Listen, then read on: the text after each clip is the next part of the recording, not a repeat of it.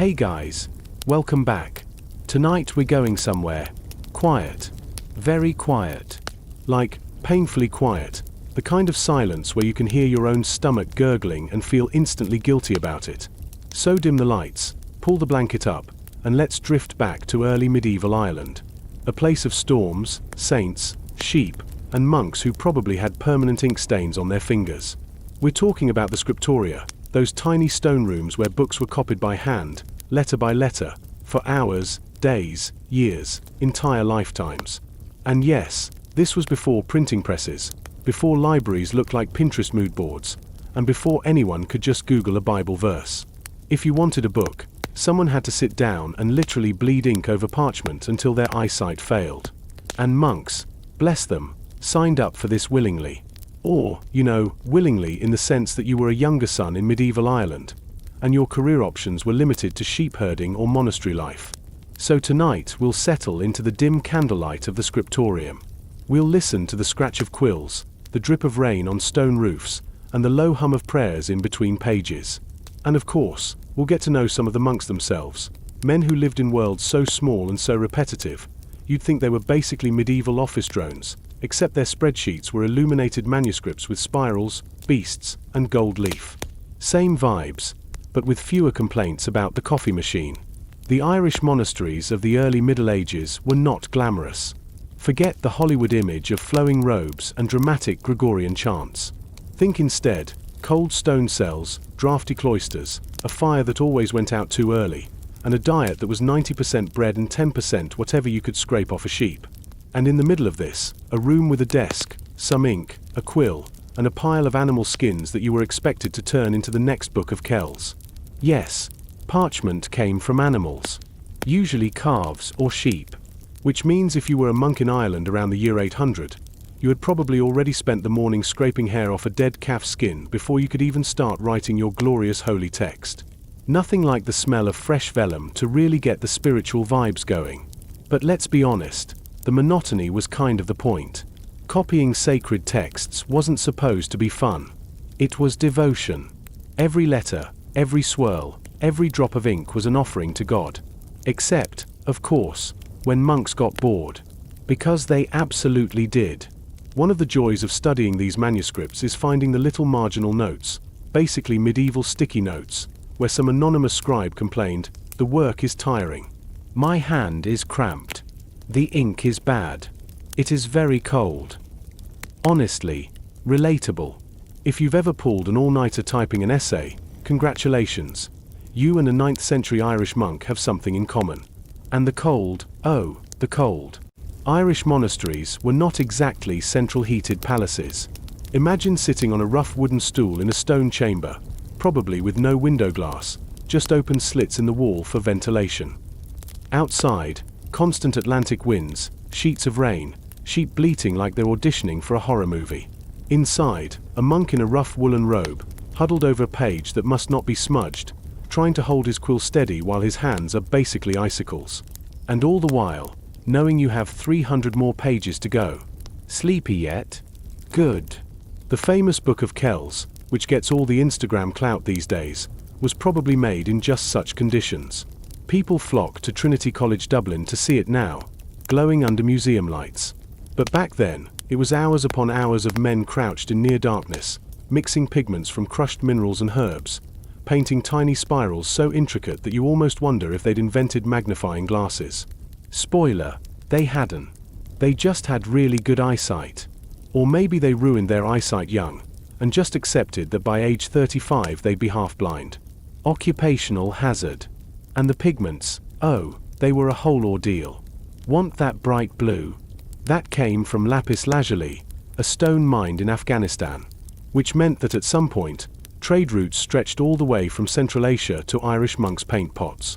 Imagine the absurdity of it, a little monk in County Meath, Ireland, carefully grinding up this rare Afghan gemstone to paint the Virgin Mary's cloak, while outside his monastery a cow was trying to eat the thatch roof. Globalization, but make it medieval and sleepy. And it wasn't just Bibles. Well, mostly it was Bibles, because God forbid anyone copied something fun like poetry. But sometimes you'd get commentaries, histories, or even medical texts, which means some monk probably spent his entire life slowly transcribing advice like, if you feel sick, drink wine mixed with herbs. Not terrible advice, honestly. Monastic daily life was structured, repetitive, and honestly the kind of thing sleep YouTube loves. Bells rang at set times. You shuffled from prayer to work to meals to more prayer. Meals were plain, bread, maybe some milk or cheese, rarely meat. Talking was discouraged. Silence was golden, unless you were chanting psalms. And then, the hours of writing, endless writing. You can almost picture the rhythm. Scrape the quill, dip it in ink, scratch across vellum, pause, repeat. Over and over, 4 decades. Of course, it wasn't all misery. There's a reason monks became legends of learning. Without them, Europe would have lost huge chunks of knowledge. Irish monasteries, in particular, became safe havens of scholarship when much of the continent was, well, busy collapsing. Rome had fallen, cities were burning, but in some damp Irish valley, Brother Kieran was still scratching out Latin verbs, blissfully unaware of the wider chaos. And this gave Ireland a reputation, the land of saints and scholars. The monasteries turned into intellectual powerhouses. Pilgrims and students came from abroad. Knowledge flowed out in neat lines of script, while sheep continued grazing indifferently in the background. It's oddly comforting, this image of human stubbornness, that even when the world falls apart, someone somewhere is still doodling on parchment. And occasionally, just occasionally, monks had fun with their work. The margins of manuscripts sometimes feature little sketches, cats chasing mice, men pulling faces, even cheeky animals in poses that make you go, okay, brother, maybe too much wine at dinner. One monk even drew a cat with a caption about how the cat kept catching mice in the scriptorium. Which means yes, medieval Irish monasteries had cats, and monks loved them enough to immortalize them in manuscripts. Honestly, 10/10ths would watch that spin-off show. It's these tiny glimpses of humanity, the doodles, the complaints, the tired jokes, that make the scriptoria so fascinating. Because on the surface, it's all solemn devotion. But underneath, it's just people being people, stuck in a boring office job that happened to produce some of the most beautiful books in history. And that's where we'll leave off for tonight's beginning. The quill is still scratching, the ink is still flowing, and the monks are still silently sighing into their parchment. So, we've left our monks scratching away at their parchments, half frozen and probably regretting their life choices. But let's be kind. Because these monasteries weren't just little writing factories, they were whole ecosystems. Think of them like medieval campuses, minus the frat parties, plus a lot more sheep. Monasteries in Ireland were often built in remote spots, islands, valleys, places no one sane would build a condo. Why? Well, partly for solitude, because God loves a hermit. And partly for safety, because you didn't exactly want raiders dropping by your front door. Although, spoiler alert, raiders were going to find them anyway. But we'll get there. For now, picture the monastery layout. A round stone wall, sometimes wooden palisades. Inside, a church, little huts for the monks, storage houses, and, of course, the all-important scriptorium. You also had gardens, not the nice Instagram aesthetic kind, but practical ones filled with herbs for medicine and maybe a sad cabbage patch. Daily life was a circle. Prayer, work, prayer, eating gruel, prayer, work, prayer. Honestly, even the monks must have thought, yep, same day again. And let's not forget the bells. Bells were the medieval alarm clocks. Loud, unignorable, and not set to snooze. At intervals through the day and night, bells called the monks to their next activity. Midnight prayers, bell. Dawn service, bell. Time to drag your ink-stained body back to the desk, bell. You can imagine how soothing that must have been. Just as you've finally gotten warm under your itchy wool blanket, the bell tolls and off you go to chant psalms in a freezing chapel. Truly the peak of holy suffering. But here's the thing, within all this routine, these men created masterpieces. It's actually kind of funny. The more monotonous their days, the more dazzling their books became. Maybe all that pent-up creativity just spilled out in the margins. You'd have page after page of black Latin script, and then suddenly, boom, an entire Celtic knot explosion, filled with spirals, interlaced animals, and colors that still look fresh 1,000 years later. It's almost as if the monk was saying, "All right, I copied 40 pages of Paul's letters. Now let me draw a lizard eating its own tail in rainbow hues." And those interlace patterns? They were so detailed that modern art historians sometimes struggle to follow the lines. There's one page in the Book of Kells where a tiny knot design fits into a square less than a fingernail wide. Inside that, there are further interlaced strands. It's like Russian dolls, but with doodles. Either these monks had superhuman patience, or they were one slip of the quill away from going absolutely mad. Probably both. Now, I know what you're thinking. Surely this peaceful scriptorium life went on forever. But no. Enter the Vikings. Yes, of course, the Vikings show up. They always do. Like the annoying neighbors in every sitcom, except instead of borrowing sugar, they burn down your monastery. The first recorded Viking raid on Ireland was in 795. Their target? You guessed it, a monastery. Specifically, the island monastery of Lambury, just off the coast of Dublin. Apparently, the monks hadn't gotten the memo that living on a tiny exposed island made you a very convenient target. And so, the raids began. Over the next century, monastery after monastery was hit. Iona, Lindisfarne, Kells, you name it. Now, you might think this was the end of all those scriptoria. But surprisingly, not always. Sure, many manuscripts were stolen or lost, and monks were, well, let's just say their days were rudely interrupted. But Irish monasteries were nothing if not stubborn. Every time one was burned, the survivors rebuilt. And then they went back to copying, as if nothing had happened. Honestly, the resilience is kind of inspiring. Yes, we were raided yesterday, but today it's back to Psalms 119. Of course, raids left their mark. Some manuscripts bear signs of being interrupted mid-page. Imagine a monk dipping his quill, hearing shouts outside, and just leaving the work half done. Centuries later, we see the blank space and wonder what happened. Probably not something pleasant. And yet, many manuscripts survived, smuggled away, hidden in stone walls, or simply overlooked by raiders who didn't see the point in stealing a book they couldn't read. Ironically, it's thanks to this chaos that Irish manuscripts became famous. European scholars realized Ireland had preserved texts lost elsewhere. In fact, some of the only surviving copies of certain classical works exist because Irish monks copied them, far away from continental upheaval. So, while the rest of Europe was busy collapsing under invasions, Irish scribes were like, "Don't worry, we've got Cicero backed up." On calfskin. Let's float back inside the scriptorium now. Picture a monk at his desk.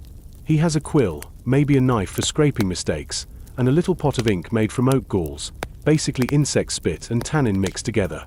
Delightful. The parchment is smooth, stretched calfskin, and it wasn't cheap. One Bible could take hundreds of skins. So no pressure, don't mess up that letter, Brother Coleman. Mistakes did happen, of course. And monks had creative ways of dealing with them. Sometimes they scraped the ink off with a knife and tried again. Sometimes they left little notes, like oops. And occasionally they just rolled with it, turning a mistake into a decorative flourish. Because why not? If you can't erase it, make it look intentional. A true life lesson. And then there were the colophons, those little notes at the end of manuscripts where scribes signed off. You'd think they'd be solemn. But often, they're just pure exhaustion. Things like, "The book is finished. Thanks be to God. My hand is tired." Or my personal favorite, "Write carefully, you who write, for the ink is bad, and the vellum is scarce." Imagine spending 3 years on a manuscript, and the only thing you write about yourself is basically, this sucked. What about the actual people? Well, frustratingly, most of their names are lost. The manuscripts rarely credit individuals, because humility and anonymity were kind of the point. But occasionally, a name sneaks in.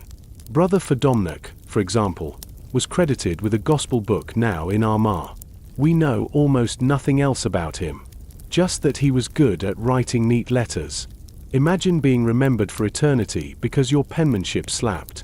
Honestly, better than how most of us will be remembered. And then, there were the illuminators, the real artists. Their work stands out because it wasn't just functional, it was decorative to the point of obsession. They turned words into mazes, animals into letters, letters into animals.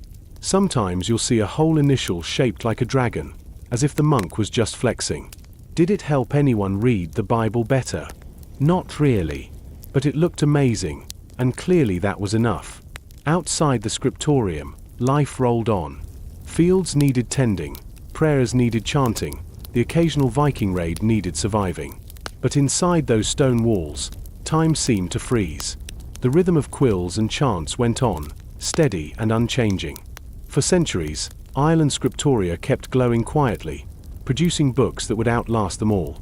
And so, as night falls again over our imaginary monastery, we leave Brother Coleman still scratching away, muttering under his breath about how cold it is. His cat curls up nearby, ignoring the whole divine project. Outside, the Atlantic wind howls, but inside, the page is nearly done. And the work goes on. So, we've left Brother Coleman muttering about cold vellum and ink stains, and now it's time to zoom out a little. Because these scriptoria weren't just quiet workshops tucked in random stone huts.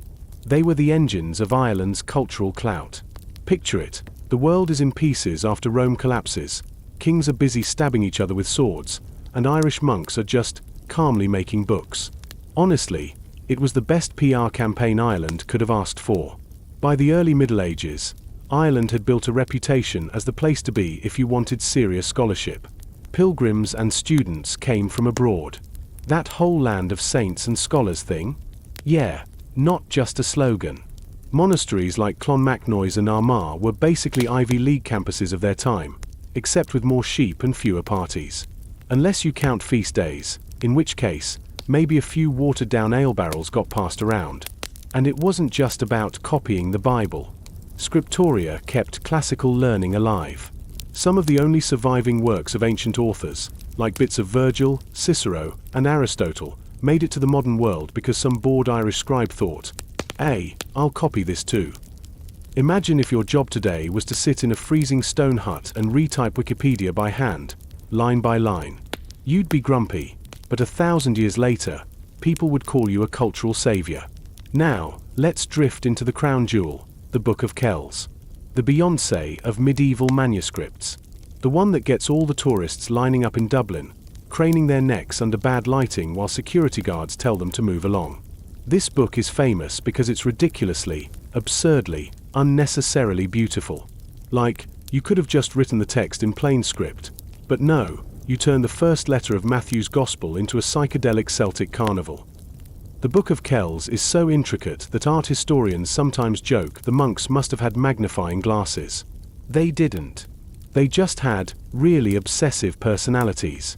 On some pages, the decoration is so dense that you can hardly find the actual words. It's like Where's Waldo, but with biblical text. You've got knots, spirals, angels, beasts, hidden faces. It's basically the medieval version of a magic eye poster. Stare long enough, and you'll probably see God. Or at least a vaguely irritated monk hiding a doodle in the corner. And the colors, let's talk colors. Blue from lapis lazuli dragged halfway from Afghanistan. Reds from madder root. Greens from copper. Gold leaf pressed carefully into the vellum. The sheer effort behind each pigment is mind-boggling. Imagine traveling across continents just to get a little stone to grind up for one page of decoration. That's the level of dedication we're dealing with. Meanwhile, the average peasant probably hadn't even seen a book, let alone one glowing with international bling. Of course, the Book of Kells wasn't made by one guy.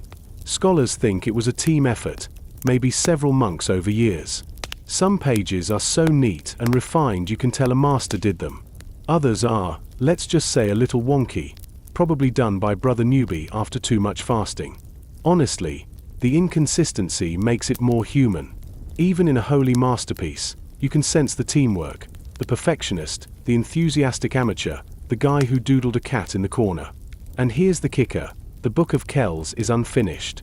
Some pages just stop mid-decoration. Others were clearly outlined but never painted. Which means, yes, after decades of obsessive labor, the project was abandoned. Why? No one knows. Maybe the monastery was raided. Maybe the scribes just got tired.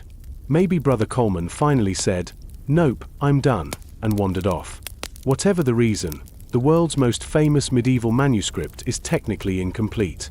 But the scriptoria weren't just about art. They also had serious social weight. Monks with access to books had power, plain and simple. In a mostly illiterate society, being able to read Latin made you the gatekeeper of knowledge. Kings needed scribes for charters. Bishops needed clerks for letters.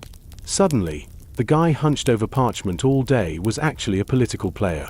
Sure, he might look like a scruffy, ink-stained hermit, but he held the keys to literacy. And literacy meant legitimacy. Some abbots wielded more influence than kings.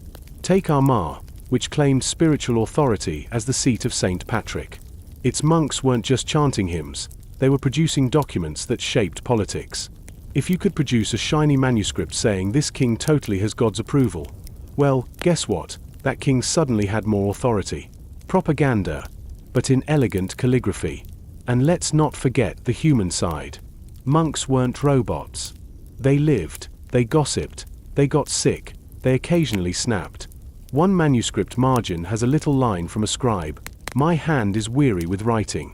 My eyes are darkened. May God reward me." Another wrote, "It is very cold. The ink is thin. May the end be soon." Same energy as students writing "Kill me now" in their exam booklets. These little sighs across centuries remind us, yes, history's grand monuments were built on a foundation of very tired people doing boring work. And then there were the doodles. Cats, dogs, little cartoon monks, even questionable jokes hidden in the margins. Imagine a monk, dead serious in prayer all morning, then cracking a smile as he draws a goofy face next to a gospel verse. Somewhere deep down, humanity always sneaks through, even in the holiest contexts. Let's also talk about the cats. Yes, cats again. Scriptoria were basically giant parchment buffet for mice, so of course monks kept cats around. One famous manuscript has an actual paw print across the page, as if the cat jumped up mid-copy and tracked muddy feet over the holy text. The monk didn't erase it, he just kept going. Because really, what else could he do? Medieval monks knew the universal truth: cats don't care about your deadlines. By the later Middle Ages, scriptoria started fading. The printing press would eventually make them obsolete, but for centuries they remained the heartbeat of Irish intellectual life. Each page was a slow, steady act of devotion, but also a quiet act of rebellion against chaos. The world outside might be unstable: Vikings, rival clans, famine, disease. But inside the scriptorium, words kept flowing. The act of copying was an anchor, a reminder that knowledge and beauty mattered, even if your hands were freezing off. And so, the scriptorium became both a literal and symbolic space, where silence turned into text, where devotion turned into art, and where a handful of ink-stained men accidentally preserved the foundations of Western learning. Not bad for a group of guys who mostly just wanted to finish their work and go warm their feet. As we leave part 3, let's imagine the monastery settling into night again. The bell has rung. Quills are laid aside. Cats curl up in straw corners. The candle flames flicker low, throwing shadows on half-finished pages of swirling knots. Somewhere, a monk sighs in relief that today's lines are finally done. And tomorrow, the same routine begins again. So, we've left the monks for the night, quills down, candles out, cats asleep, but let's not close the scriptorium door just yet. Because the story doesn't end in the Middle Ages. These manuscripts had afterlives. And honestly, some of them are more dramatic than the monks who made them. By the 12th century, things started to change. Ireland's golden age of monastic scribbling slowly dimmed. New religious orders showed up: Cistercians, Augustinians, the medieval equivalent of trendy startups. They built different kinds of monasteries, with different priorities. And across Europe, something called the printing press was looming on the horizon. Spoiler: monks with quills were about to be very out of fashion. But before Gutenberg hit Ctrl+P on history, Irish monasteries had already been through centuries of turmoil. Viking raids, Norman invasions, English interference. You name it, Ireland got it. And yet, somehow, enough manuscripts survived. Why? Mostly luck. Books were hidden, carried off, or stashed in libraries that miraculously weren't burned to the ground. Some ended up in far-off European collections. Others just sat in dusty corners until rediscovered centuries later by people who thought, what's this weird old calfskin with fancy doodles? The Book of Kells, our superstar, has its own chaotic journey. We don't know exactly where it was made. Maybe Iona, maybe Kells, maybe both. At some point in the 11th century, it was stolen. Thieves broke into the church at Kells and took it. Which sounds terrible, except they apparently realized pretty quickly that carrying around a giant, heavy, jewel-encrusted manuscript was not exactly subtle. So they ditched it in a ditch. Minus its cover, of course, because medieval thieves knew how to spot the good resale value. Thankfully, the book itself survived, a little muddier, a little rougher, but still gloriously unreadable in places because the decoration basically swallowed the text whole.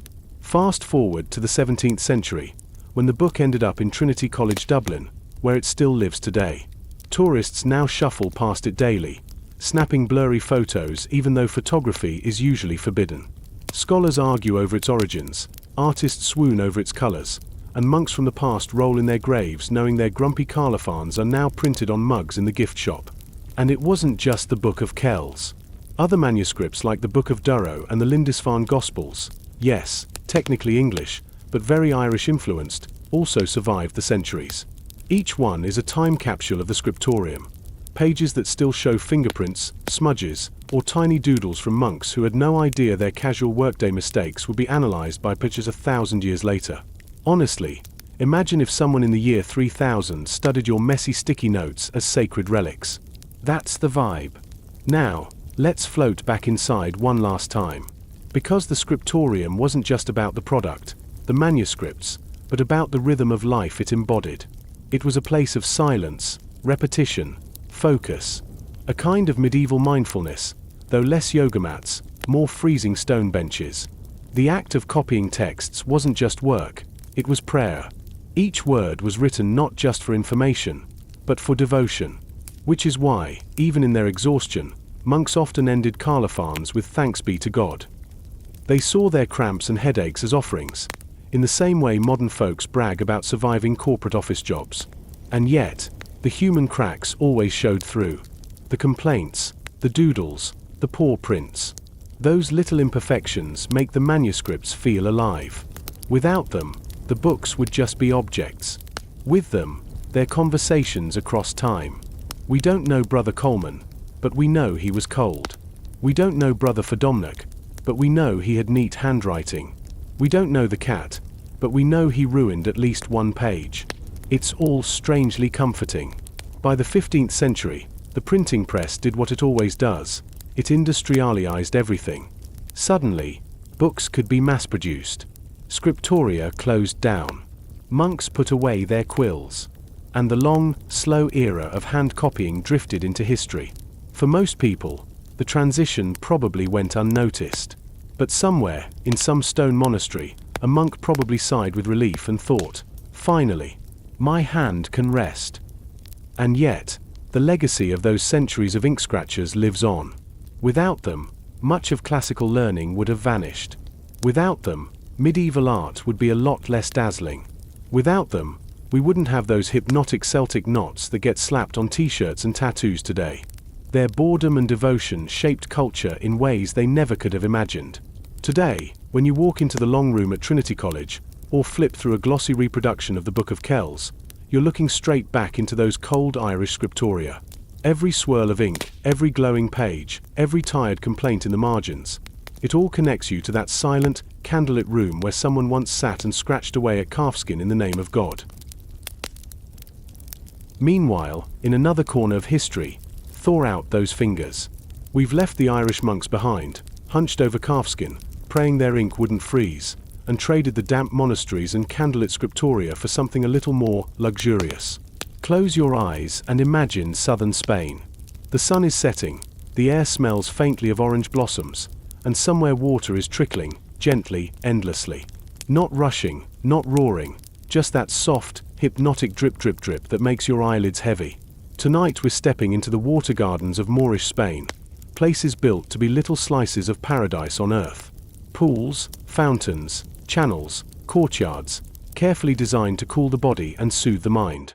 Basically the medieval version of a spa, but, wrapped in politics, religion, and dynasties that couldn't stop imploding. Because here's the thing about royal gardens, they're never just about plants and water. They're about showing off. You don't carve channels through marble and import rare flowers just because you like gardening. You do it to whisper to every visitor, look how rich I am, look how clever I am, and yes, God clearly loves me more than you. So, while we're drifting through these Andalusian courtyards tonight, just remember, every fountain was basically a power flex in disguise. The story of Moorish Spain begins, of course, with the Moors. Muslims crossed into Iberia in 711, and within a few years, most of the peninsula was under their control.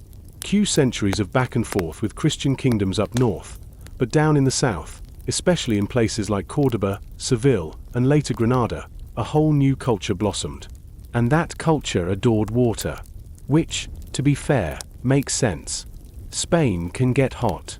Like, why is my tunic glued to me hot? Having a fountain wasn't just aesthetic, it was survival.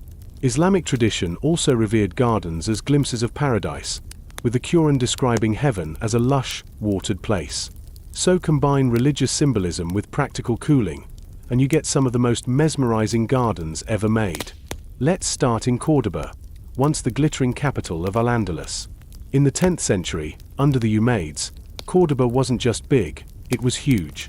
Some estimates put its population near 500,000.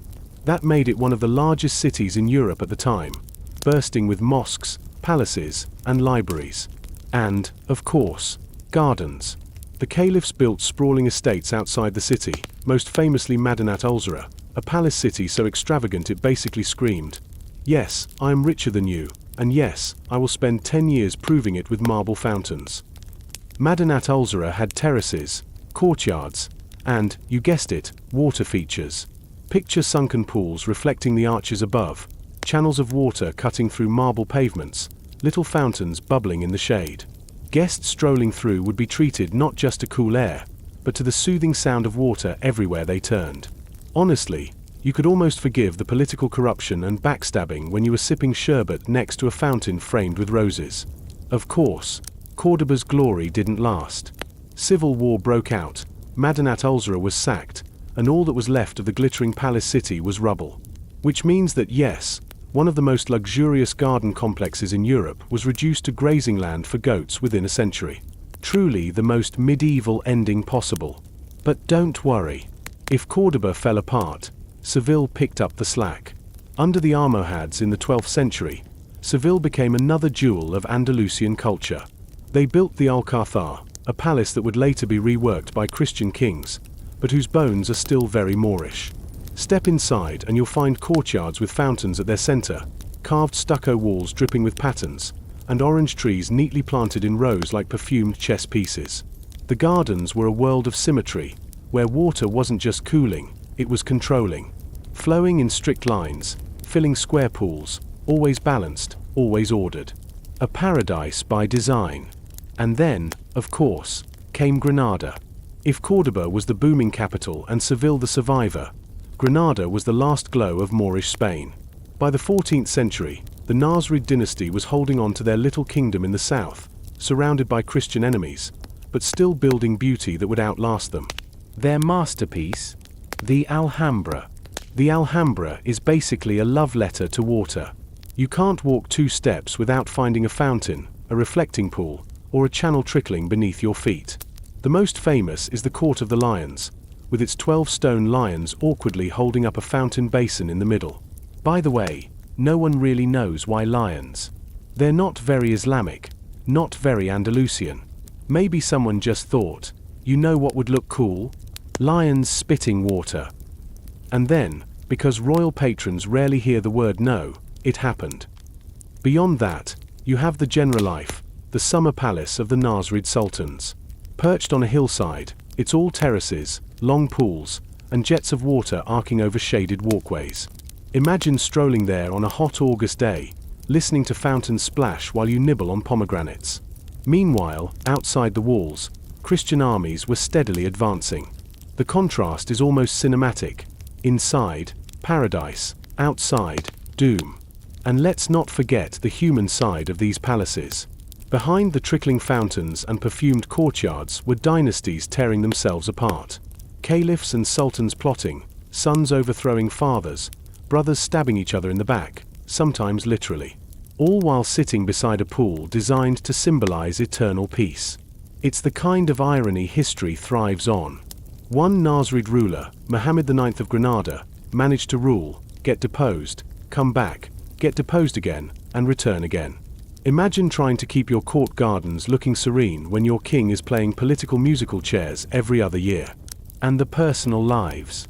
Well, let's just say medieval royals never disappoint. Some rulers were obsessed with appearances, spending fortunes on fountains while their subjects starved. Others were paranoid, retreating to summer palaces to escape plots, only to find plots followed them anyway. The general life may have been paradise, but it was also the perfect place to gossip, scheme, and, occasionally, poison someone. Because what's a royal garden without a little intrigue hidden behind the roses? But for all the drama, the gardens endured. The Christian monarchs who conquered Granada in 1492 didn't bulldoze the Alhambra. They took it over, of course, slapped their own coats of arms on the walls, but even they knew a good courtyard when they saw one. Centuries later, romantic travelers like Washington Irving swooned over the ruins, turning the Alhambra into a symbol of exotic, lost beauty. Today, it's Spain's most visited monument. Millions of tourists shuffle past the Court of the Lions every year, pausing just long enough to snap a selfie and wonder why the fountains are still trickling so calmly after 7 centuries. So tonight, as we wander through these water gardens in our minds, let's slow down. The fountains still flow, the pools still reflect the arches above, and the orange trees still bloom in perfect lines. Forget the dynastic squabbles, the raids, the endless wars. Focus instead on the rhythm of water, the balance of light and shade, the cool touch of stone under your hand. That was the dream these rulers wanted to build, a paradise that outlasted them, even if their own lives were messy, short, and usually tragic. And maybe, just maybe, the trick worked. Because we're still here, centuries later, talking about their fountains, their pools, their carefully carved visions of heaven on earth. So, we've wandered through the courtyards of Córdoba, Seville, and Granada, watching water sparkle in the sun and trickle in shadow. It's all very serene. But let's be honest, these places weren't serene at all once you remembered who lived in them. Because behind every peaceful reflecting pool was a ruler, usually paranoid, often unhealthy, sometimes inbred, and always surrounded by relatives plotting their downfall. The water might have been calm. The politics? Absolutely not. Take Córdoba in its golden age under the Umayyads. The Caliph Abdul-Rahman III, who ruled in the 10th century, decided that the best way to prove he was God's gift to Iberia was to build Madinat al-Zahra, the glittering palace city I mentioned earlier. He wanted it to be a new Baghdad in the west, except with better weather and more marble. But behind the gleaming fountains was Abdul-Rahman himself, who was, well, complicated. He ruled for 50 years, which is impressive. He also reportedly dyed his beard black to look younger, which is relatable. Apparently, nothing says divinely appointed ruler like frantically covering up your grey hairs. And though he built shimmering courtyards with water channels running in elegant lines, his personal life was basically a soap opera. Rival heirs, concubines vying for power, the whole dynastic mess. Imagine trying to enjoy your palace garden while worrying which of your children was plotting to overthrow you that week. And Abd al-Rahman wasn't alone. His descendants kept up the tradition of combining beautiful gardens with catastrophic family drama. The Caliphate of Córdoba eventually tore itself apart in civil war, the Fitna, as it was called. Madinat al-Zahra, with all its fountains and roses, was looted and reduced to rubble. Because of course it was. Nothing says impermanent luxury like a palace garden being used as grazing land for goats within a century.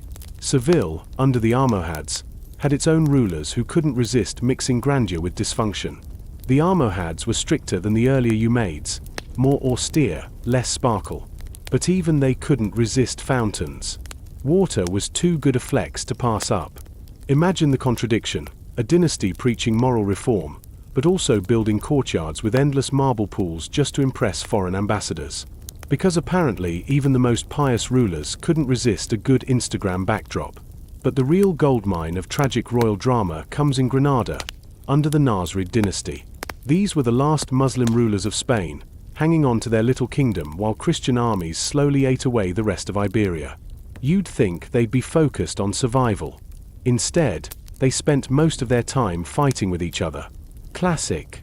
Take Muhammad V, who ruled in the 14th century. He was the guy who gave the Alhambra its most famous courtyards. The Court of the Lions. His project. The Hall of the Ambassadors. Also him. But his personal story? Yikes. He came to the throne young, was immediately overthrown by his half-brother, fled into exile, and then came back 2 years later with help from Castile. Basically, my brother stole my throne, so I'll get Christian mercenaries to help me take it back. Family loyalty was not exactly strong in Granada. And after all that, when Muhammad V finally settled in, he poured his energy into fountains, arches, and calligraphy-covered walls. Which is very on brand. Nothing says I survived a coup like commissioning a courtyard where 12 awkward stone lions hold up a fountain basin. Then there's Muhammad IX. He ruled not once, not twice, but 4 separate times between 1419 and 1453. Talk about job insecurity. Imagine the gardeners in the Generalife trying to figure out who to put on the dedication plaque this year. Oh, it's Muhammad IX again. Didn't we erase him last time? Better carve his name back in. His reigns were a mess of plots, coups, and betrayals. 1 year he was in the palace, enjoying the fountains. The next, he was out, probably sulking somewhere else. Then he was back in again. Rinse and repeat. Honestly, the lions in the fountain probably got dizzy watching rulers shuffle in and out so often. And let's not forget the last Nasrid Sultan, Boabdil, better known as Muhammad XII. He's remembered for losing Granada in 1492 to Ferdinand and Isabella, the Catholic monarchs. According to legend, when he left the city, he stopped on a hill, looked back at the Alhambra, and sighed. His mother supposedly said, "Do not weep like a woman for what you could not defend like a man." Brutal. Historians doubt she actually said it, but the line stuck, because people love a dramatic quip. Imagine Boabdil, raised in the beauty of the Alhambra, strolling among the fountains of the Generalife, lulled by the sound of trickling water his whole life. And then suddenly, it's all gone. Paradise lost. Not with a bang, but with a sigh and a sarcastic remark from your mom. But behind all this royal chaos was daily palace life, which wasn't always glamorous. Sure, you had courtyards perfumed with jasmine, but you also had politics in every corner. Servants gossiping, viziers plotting, concubines maneuvering for influence, ambassadors watching everything with beady eyes. Every fountain was a backdrop for whispered deals. Every orange grove was a perfect place to overhear someone complaining about the Sultan's latest blunder. The rulers themselves often lived short, stressful lives. Inbreeding didn't help. Nor did constant coups. Nor did the fact that everyone seemed to think poisoning was a valid way to settle disputes. So while the fountains in the Alhambra still sparkle today, many of the men who commissioned them probably died young, paranoid, and deeply unsatisfied. Which is very on brand for royals, honestly. And yet, despite all that, the water gardens stayed beautiful. That's the thing about architecture. It outlasts the humans. The rulers are gone, their names half forgotten, their family dramas long erased. But the sound of water still fills the courtyards. The roses still bloom. The lions still spit water, however awkwardly. The dream of paradise they built survived, even when their kingdoms didn't. So tonight, as we imagine those rulers drifting through their gardens, remember the irony. They thought they were building eternal paradise for themselves. Instead, they built eternal bedtime ambience for us, centuries later. Thanks, Nasrids. So far, we've looked at the rulers and their dynasties.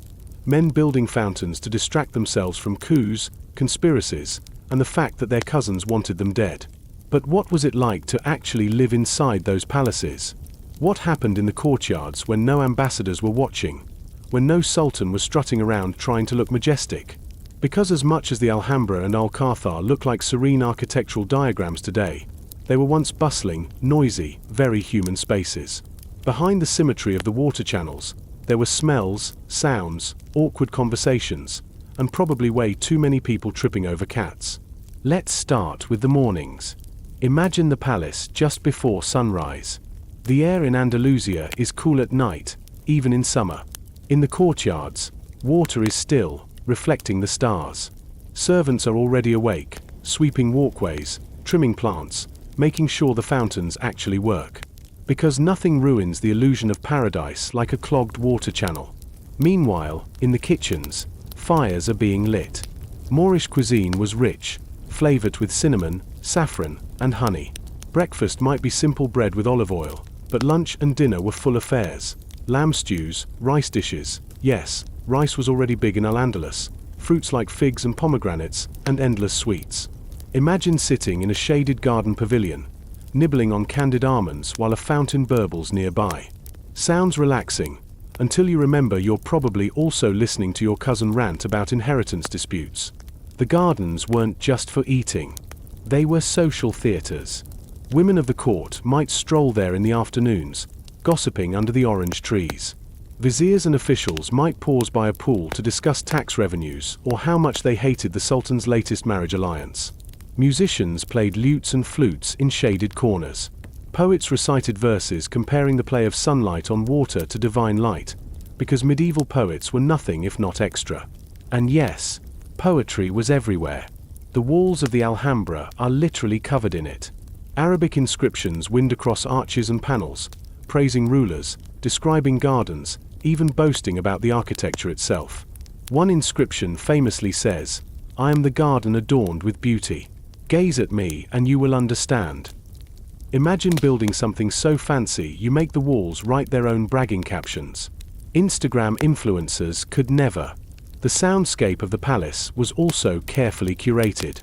Water wasn't just for cooling or showing off, it was for sound.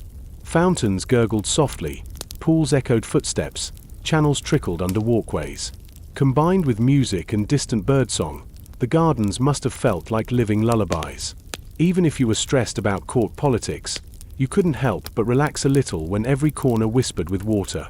Of course, unless you were the Sultan himself, in which case you were probably too paranoid to enjoy it. Now let's talk servants, because paradise doesn't maintain itself.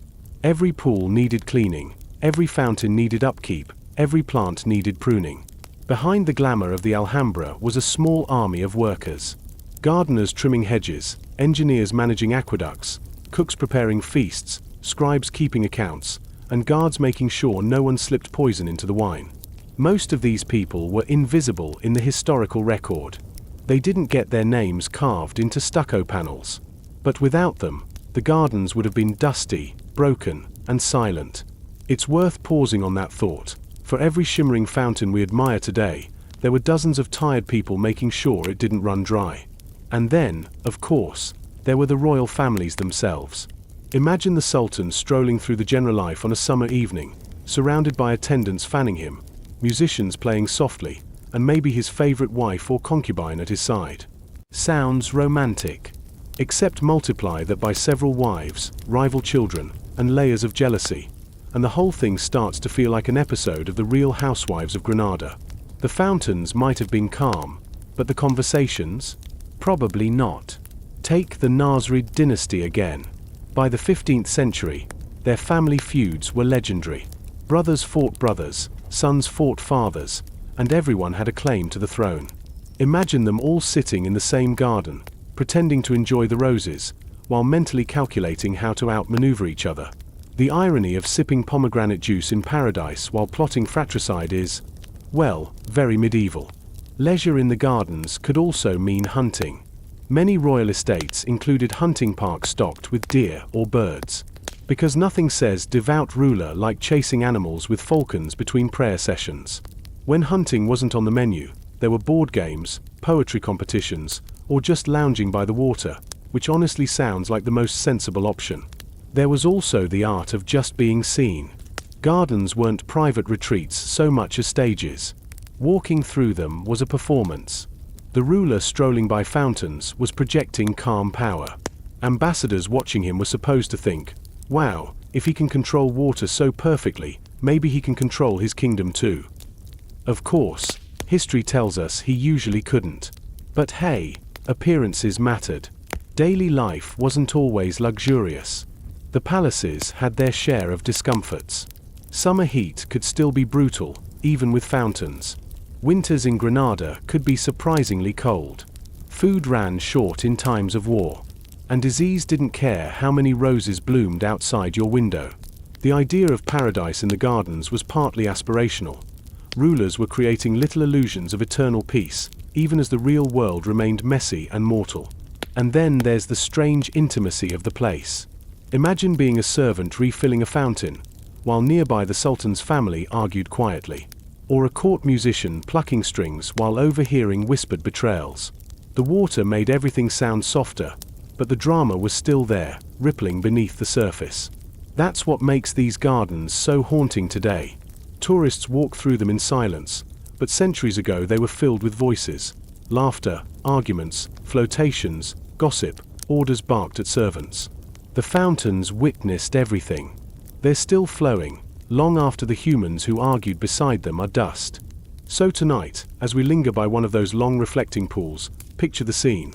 Jasmine climbing the walls, lamps flickering in the dusk, servants carrying trays of fruit, musicians playing, courtiers whispering, and the Sultan pretending everything is fine while secretly worrying his cousin might poison him before dessert. All under the soft trickle of water, a lullaby that kept running no matter what chaos surrounded it. The rulers wanted paradise. What they got was paradise with family drama. Which, honestly, is probably the most human kind of paradise you can imagine. So, we've eaten our figs, listened to the court musicians, and watched the royals pretend to like each other in the gardens. But none of it would have worked without the real stars of the show, the engineers. Because let's face it, a fountain is only impressive if it actually flows. Nothing kills the mood of paradise faster than a cracked pool full of stagnant water. And in Al-Andalus, the engineering was quietly brilliant. These weren't giant, roaring fountains shooting water 50 feet in the air. Leave that to the Italians later on, who just had to overcompensate with Baroque water cannons. Moorish fountains were subtle. Water gurgled softly, bubbled gently, trickled in narrow channels. No dramatic jets. Just the steady, soothing background hum of paradise. But how did they actually pull this off? Let's rewind. The Moors inherited Roman aqueduct knowledge when they came into Spain, and they weren't shy about using it. Water was channeled from rivers and springs through canals, aqueducts, and underground pipes into the palaces. Gravity did most of the work, which means that yes, every spiritual fountain was also a math problem solved centuries earlier. You can almost hear the court engineers muttering, if we adjust the slope another degree, the lion's mouth might actually spit water instead of dribble on itself. The Alhambra was particularly clever. Perched on a hill above Granada, it had no nearby river. So the Nasrid engineers built an entire system to bring water up from the Darro River, channel it into cisterns, and distribute it across the palaces and gardens. The result? Pools that mirrored arches, fountains that burbled continuously, and enough water channels to impress even the fussiest ambassador. Basically, medieval plumbing goals. And water wasn't just practical, it was symbolic. In Islamic tradition, paradise is described as a garden with rivers flowing beneath it. So when you walked into a courtyard with 4 channels of water crossing in the center, you weren't just admiring geometry. You were stepping into a living metaphor for heaven. Which is a very fancy way of saying, look at this, I built paradise in my backyard, and you're welcome. The famous Patio de la Acequia in the Generalife is a perfect example. Long rectangular pool, water jets arcing across in perfect symmetry, lined by myrtle hedges. It's beautiful, yes, but it's also cosmological. The 4-part garden layout, the Chahar Bar, symbolized the rivers of paradise, the order of the universe, the harmony of creation. So while you were busy admiring the reflection of the arches in the pool, the Sultan was silently reminding you that he sat in the center of God's design. Humble, right? But of course, symbolism aside, water was also political. Controlling water in medieval Spain meant controlling life itself. Farmers in the countryside relied on irrigation canals. Towns relied on cisterns. And the ruler who could casually divert an entire river uphill just to make his garden fountain sparkle? That ruler was basically saying, "Look how powerful I am. I can make water obey me." It was environmental flexing at its finest. There's something almost ironic about it. Outside the palace, peasants were hauling buckets, hoping for enough rain to keep crops alive. Inside the palace, water was casually burbling out of lion statues' mouths for no reason other than aesthetics. It's the medieval equivalent of installing a massive infinity pool while your neighbors are rationing drinking water. Subtlety was not the point. And yet, despite all this symbolism and showmanship, the water gardens weren't loud or gaudy. They were designed for tranquility. Fountains were small, low, whispering rather than roaring. The idea wasn't to overwhelm you, but to calm you, to make you feel like you'd stepped out of the hot, chaotic world into a different dimension. The fountains lulled, the pools shimmered, the channels whispered. If you weren't careful, you might actually forget you were in the middle of a collapsing dynasty. Which, let's be honest, was probably the goal. If your throne was shaky, at least you could distract visiting ambassadors with a courtyard that made them go, "Wow, very nice water." Now, let's zoom in on the most famous example, the Court of the Lions. Everyone knows the 12 awkward stone lions holding up a fountain basin in the center. The water flows out of their mouths into 4 channels, dividing the courtyard into quadrants. Symbolically, it's paradise. Architecturally, it's genius. Artistically, let's just say the lions look like they were carved by someone who had only heard about lions secondhand. Their faces are oddly square, their bodies stiff. They look less like majestic beasts and more like chunky stone house cats trying their best. And yet, that's part of the charm. The lions have been spitting water for over 600 years, through dynasties, wars, neglect, and restoration. They're imperfect, but they work. Which is basically the motto of Moorish Spain itself. The engineering extended beyond just fountains. Water was integrated into the architecture itself. Channels ran across floors, bringing sound and coolness directly into rooms. Pools were placed to reflect arches and ceilings, doubling the sense of space. Courtyards were aligned so breezes and water combined to lower the temperature. It was climate control, centuries before air conditioning. And yes, it worked. Travelers wrote about how cool and refreshing these palaces felt even in the height of summer. You could step in from the scorching streets of Granada into a shaded courtyard, hear the water, feel the air shift, and suddenly the heat didn't matter. That wasn't just luxury, that was science, disguised as paradise. But here's the ironic twist. All this engineering brilliance was fragile. If the aqueducts broke, if the cisterns cracked, if the dynasty fell and no one maintained the channels, the fountains went silent. Paradise dried up. Which is exactly what happened after the Reconquista.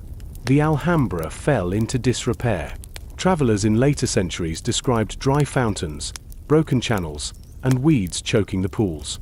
Paradise had turned back into rubble, until romantic writers like Washington Irving rediscovered it and started swooning all over again. Still, even in ruins, the idea lingered: water as luxury, water as power, water as paradise. The trickling fountains of Moorish Spain became the blueprint for countless gardens later on, from Renaissance Italy to colonial palaces in India. Every time you see a courtyard with a little pool in the middle, you're looking at the ghost of Al-Andalus. And maybe that's the most soothing part. The dynasties are gone, their politics forgotten, but the water still trickles. The symbolism still whispers. Paradise still flows, even if it has to be maintained by modern plumbing now. So, as we pause tonight, imagine standing in the Court of the Lions. The stone cats stare back with their lopsided faces. Water flows gently from their mouths, into channels that stretch out in perfect lines. Above you, arches drip with patterns of stucco. Around you, the evening air is cool, filled with the scent of jasmine. The sultans are long gone. The drama is over. Only the water remains. So far, we've admired the fountains, listened to the court poets, and marveled at the engineering. Everything feels timeless, eternal. But here's the thing. No garden paradise is eternal when humans are in charge. Dynasties collapse, aqueducts crack, and someone always forgets to weed the hedges. And by the 15th century, Moorish Spain was running on borrowed time. The The Nasrid dynasty in Granada was the last Muslim stronghold in Iberia. By then, Córdoba and Seville had long fallen to Christian kingdoms. Granada clung on, partly because of its strong defenses, partly because it was a useful vassal to its Christian neighbors, and partly because the rulers were very good at paying tribute when things got dicey. But you can only pay off your enemies for so long. Eventually, the bill comes due. Inside the Alhambra, though, you might not have noticed the doom closing in. Fountains still flowed, jasmine still bloomed, poets still compared the sound of water to heavenly music. Life carried on in carefully staged paradise, even as armies massed in the distance. It's the ultimate historical irony. The last days of Moorish Spain produced some of its most beautiful architecture, even while the dynasty itself was imploding from within. And implode it did. The Nasrids were notorious for their family feuds. Cousins, brothers, uncles, everyone wanted the throne. It was like a never-ending season of a medieval soap opera. At one point, Sultan Abu al-Hasan Ali was deposed by his own son, Muhammad XII, better known as Boabdil. Meanwhile, Abu al-Hasan's brother Muhammad XIII, nicknamed El Zaghal, meaning the valiant, also threw his hat into the ring. So yes, Granada had 3 different claimants to the throne at once. Imagine the awkward family dinners. The result? Civil war. While the fountains of the Alhambra still trickled peacefully, the dynasty tore itself apart. Armies clashed, fortresses changed hands, and ordinary people suffered while their rulers squabbled. Because nothing says devoted ruler like ignoring the approaching Reconquista to argue with your cousin about which garden pavilion is yours. Meanwhile, Ferdinand of Aragon and Isabella of Castile, the Catholic monarchs, were busy uniting their kingdoms and building momentum.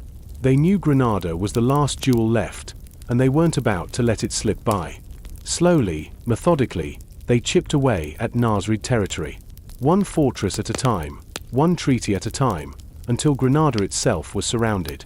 And so we come to 1492, the famous year when Columbus sailed the ocean blue, but also the year Boabdil surrendered Granada. The story goes that when he left the city, he turned back for one last look at the Alhambra, tears in his eyes. His mother, Orixa, supposedly delivered the most savage line in Spanish history: "Do not weep like a woman for what you could not defend like a man." Brutal. Almost certainly apocryphal, but so perfectly catty that historians can't resist repeating it. Poor Boabdil, remembered forever as the guy who lost paradise and got roasted by his mom. Now, here's where it gets interesting. You'd think Ferdinand and Isabella, triumphant in their conquest, would bulldoze the Alhambra and replace it with a cathedral. That was the usual playbook: wipe away the old, assert the new. But they didn't. The Alhambra survived. Not because the monarchs were sentimental, but because even they could see how beautiful it was. And maybe, just maybe, they thought, why destroy paradise when we can just move in? So, the Christian rulers claimed the palaces for themselves.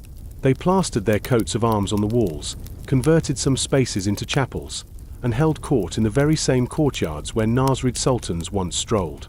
The fountains still trickled. The gardens still bloomed.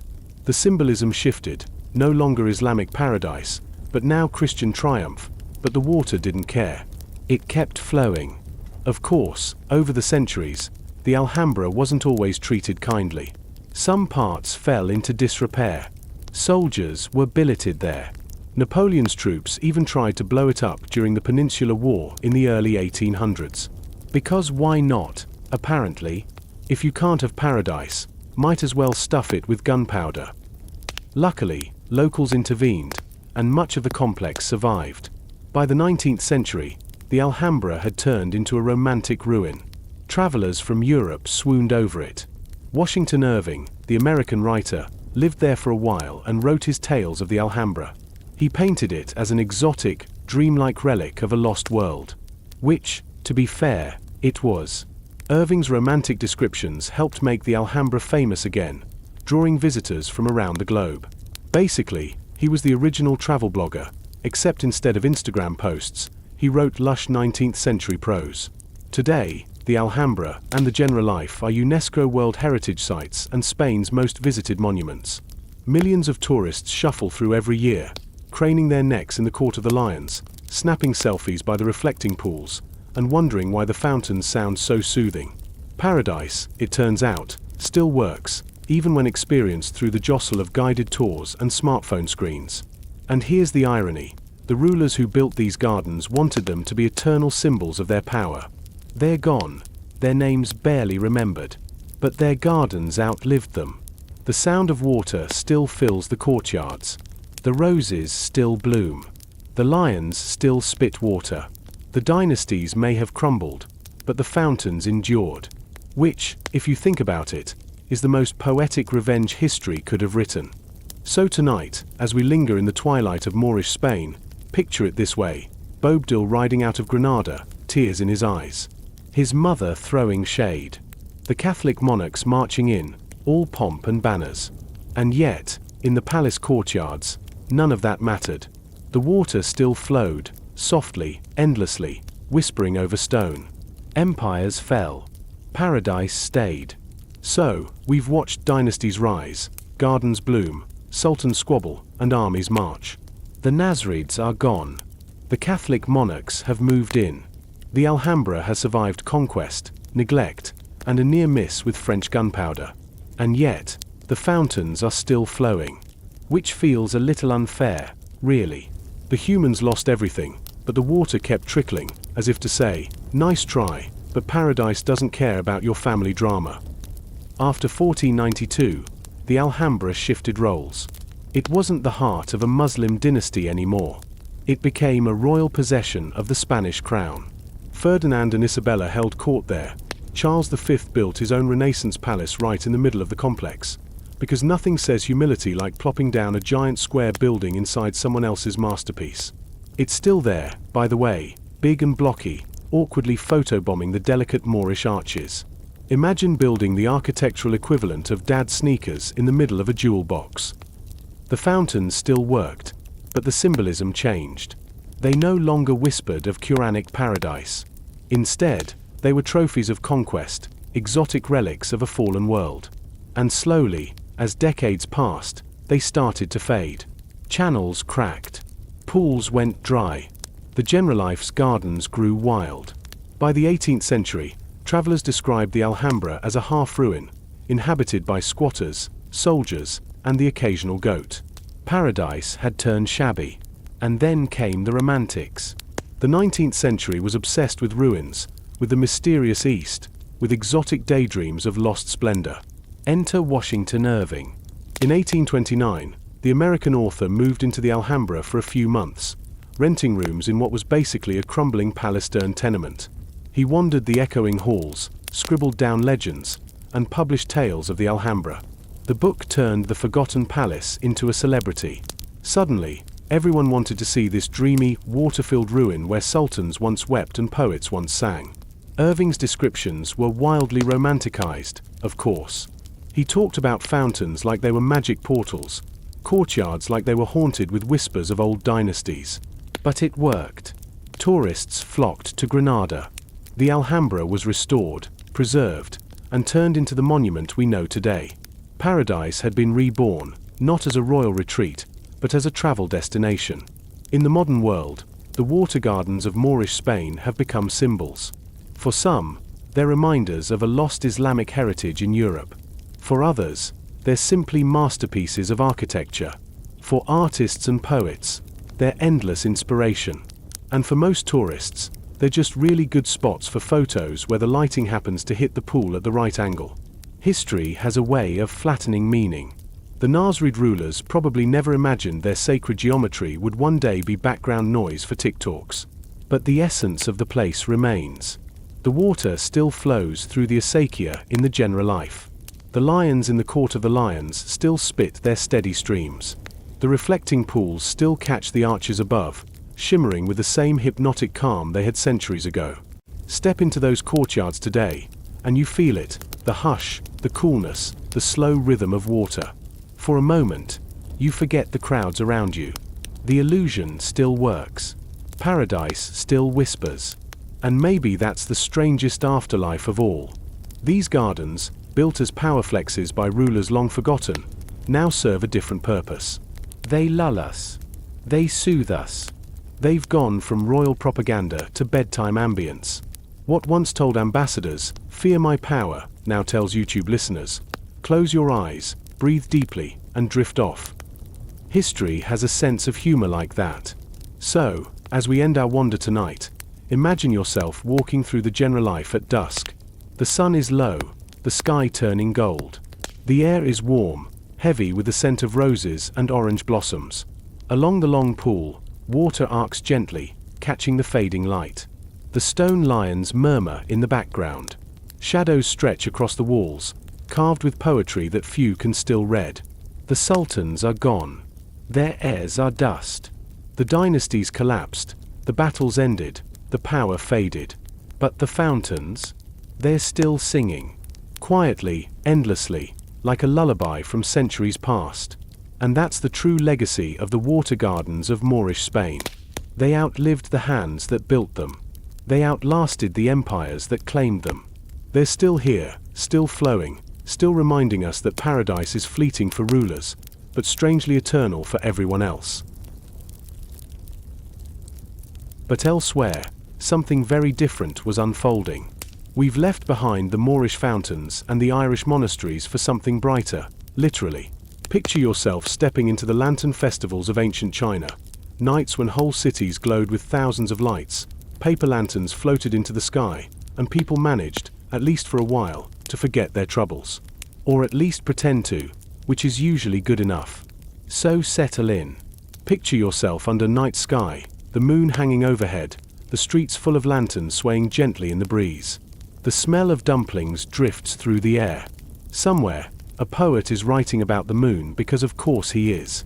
Children are running around with paper lanterns shaped like rabbits, or fish, or dragons, while nervous officials are quietly hoping no one sets the palace roof on fire. Welcome to the Lantern Festival, the ancient world's best excuse to stay up past bedtime. The Lantern Festival traditionally falls on the 15th night of the first lunar month, the end of Chinese New Year celebrations. Which means, it's basically the grand finale of 2 weeks of non-stop feasting, firecrackers, and family arguments. By this point, people had probably already eaten their body weight in sticky rice cakes, so why not finish with a bang? Or rather, with a glow. In the Han Dynasty, 206 BCE 220 CE, the emperor supposedly ordered lanterns to be lit in honor of the Buddha. Over time, this grew into a full-blown festival. By the Tang Dynasty, it was huge. Picture Chang'an, the Tang capital, with markets overflowing, streets jammed with people, and miles of lanterns hung from palaces, temples, and taverns. Think of it as a medieval light show, but without electricity or safety codes. Now, lanterns weren't just practical lights. They were art. Some were simple paper globes. Others were elaborate silk creations shaped like animals, flowers, even palaces themselves. The wealthy competed to make theirs bigger, brighter, more elaborate. If you think competitive Christmas lights are modern, think again. Ancient Chinese elites were already blowing their neighbors out of the water with ridiculous lantern displays centuries ago. Somewhere in the Tang Dynasty, there was definitely one guy muttering, "Oh, Lee next door has a dragon lantern this year? Fine, I'll commission a phoenix that spits sparks." And, of course, there was symbolism. Lanterns lit up the darkness, symbolizing renewal, hope, and guidance. Red lanterns warded off bad luck. Animal-shaped lanterns promised prosperity. Rabbit lanterns? A nod to the moon rabbit pounding medicine up there in the sky. Because yes, Chinese folklore says the moon has a rabbit on it. Don't argue. Just roll with it. The emperors loved the festival, though it gave their ministers headaches. During the Tang Dynasty, the streets of Chang'an stayed lit for 3 nights straight. Markets stayed open. Curfews were lifted. Which meant, yes, people actually went out after dark. This was rare. Normally, city gates closed at night, and being out was suspicious at best, criminal at worst. But on Lantern Festival nights, the rules relaxed. Ordinary citizens mingled freely, enjoying food stalls, puppet shows, riddles, and occasionally drunken poetry contests. The elite joined in too, though with a little more caution. Palaces held their own lantern displays, with courtyards transformed into glowing forests of light. Imagine silk lanterns towering like trees, reflecting in pools, swaying gently as the emperor wandered past, pretending not to notice that half the designs were just flattering poems about him. Honestly, if you were a courtier, you'd slap the emperor's name on your lantern in a heartbeat. Subtlety was not required.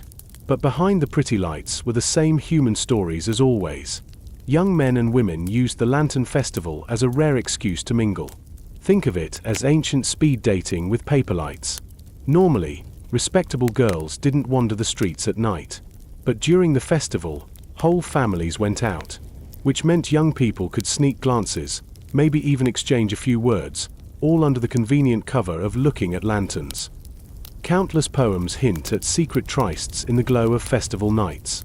And probably more than a few awkward moments, too. Oh, sorry, I thought you were someone else. Nice lantern though. And because no ancient festival is complete without bureaucrats ruining the fun, the authorities sometimes worried the whole thing was getting out of hand. Crowds meant crime. Lanterns meant fire hazards. And there's always the risk of some ambitious nobleman using a festival as cover for plotting. But emperors liked showing off, so the lights stayed on. Ministers sighed. Fire brigades probably stood by nervously with buckets. And the people enjoyed themselves anyway. The Lantern Festival wasn't just about looking. It was about eating too, obviously. Traditional foods included yuan xiao or tang yuan, sweet glutinous rice dumplings filled with sesame paste, red bean, or peanuts.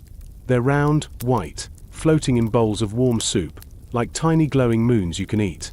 Which is perfect, because the festival was tied to the full moon. Also, who doesn't want dessert as symbolism?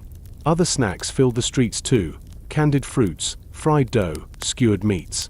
Street vendors made a killing. Imagine bustling alleys lined with stalls, lantern light bouncing off trays of sticky sweets, while kids tugged at their parents' sleeves begging for just one more dumpling. Honestly, it sounds like the coziest kind of chaos.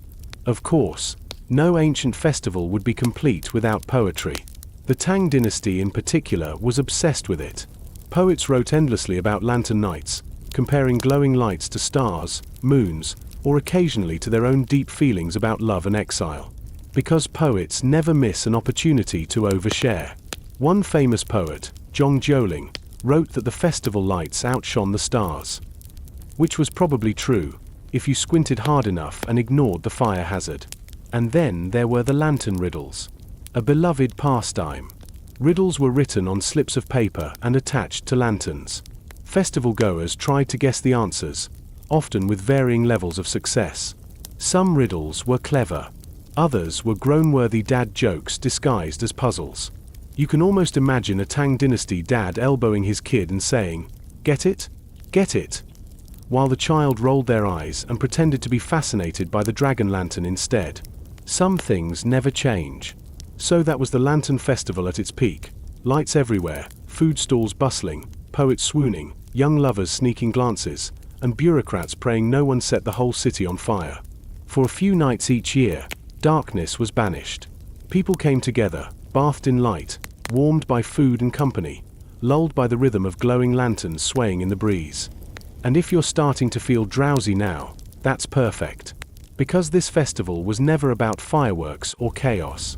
It was about steady light in the night, calm in the crowd, a reminder that even in the darkest seasons, people could come together and glow a little. So, we've had the Tang with their rotating lantern towers, the Song with their mechanical dragon lanterns, and ministers everywhere quietly panicking about fire hazards. You'd think later dynasties would tone it down. Of course they didn't. This is China we're talking about, where the unofficial motto might as well have been, "Go bigger, or go home." Enter the Yuan dynasty, 1271 to 1368, run by the Mongols. Yes, the same Mongols who conquered half the planet, built the largest land empire in history, and generally terrified everyone from Hungary to Korea. But when they weren't busy rampaging across continents, they too liked a good festival. The Mongol rulers adopted Chinese traditions, including the Lantern Festival. And because Mongols were used to proving themselves with giant displays of power, horses, armies, pyramids of skulls, the usual, they leaned hard into making the festival spectacular. Records describe enormous lantern displays in Dardu, modern Beijing, with towers strung in colored silk, fireworks crackling, and music filling the streets.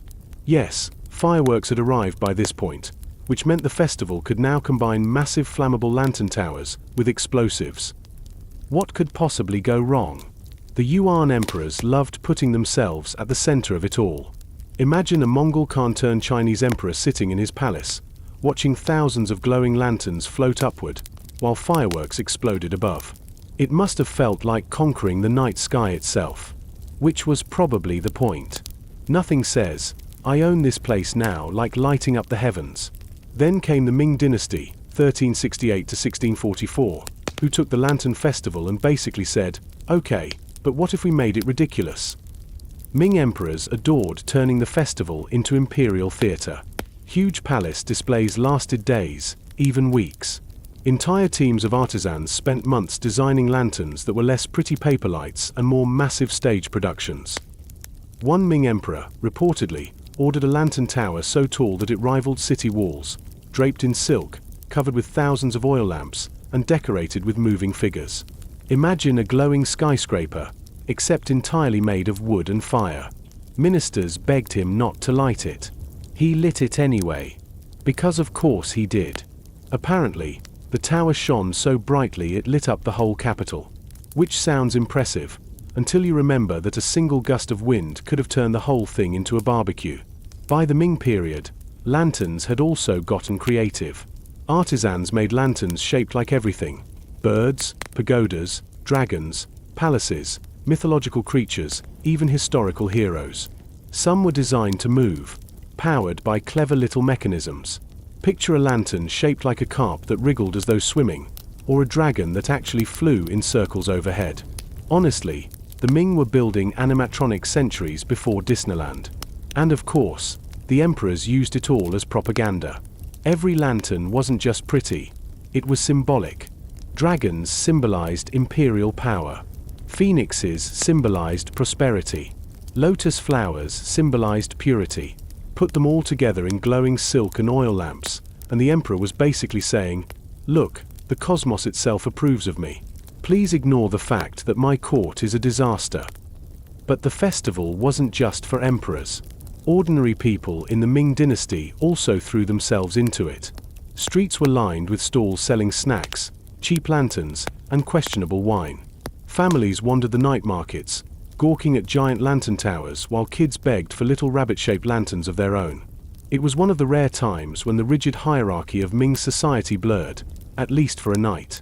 Everyone could enjoy the lights. Everyone could eat dumplings. Everyone could look up at the same full moon and pretend things weren't quite so hard. Still, the Ming couldn't resist adding a little absurdity. Take the emperor's inner court. The palace women had their own private lantern displays, with intricate designs meant to impress the emperor if he wandered by. Some sources suggest the displays even turned into competitions, each concubine trying to outshine the others with her personal lantern. Because why settle for ordinary palace drama when you can mix in competitive arts and crafts? And then there's the endless paranoia. Ming emperors were famously suspicious, sometimes refusing to mingle with crowds at all. Instead, they'd watch the festival from secure pavilions, surrounded by guards, while their subjects swirled through the glowing streets below. Imagine the contrast, the people celebrating in a blaze of light, while the emperor peeked nervously from behind silk curtains, wondering which minister was plotting against him this week. Truly festive.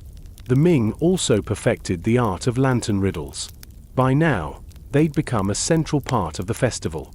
Temples, taverns, and palaces all hung lanterns with riddles attached, daring passers-by to guess the answers. Some were clever. Some were puns. Others were basically medieval dad jokes. The tradition stuck so strongly that solving lantern riddles is still part of the Lantern Festival today. It's comforting to know that across 6 centuries, humans have never tired of groaning at bad wordplay. The festivals could also get rowdy. Fireworks, while beautiful, had a habit of misfiring. Lantern towers collapsed. Crowds got out of hand. More than one Ming emperor scolded his officials for letting things get too chaotic. But no one ever suggested cancelling the festival.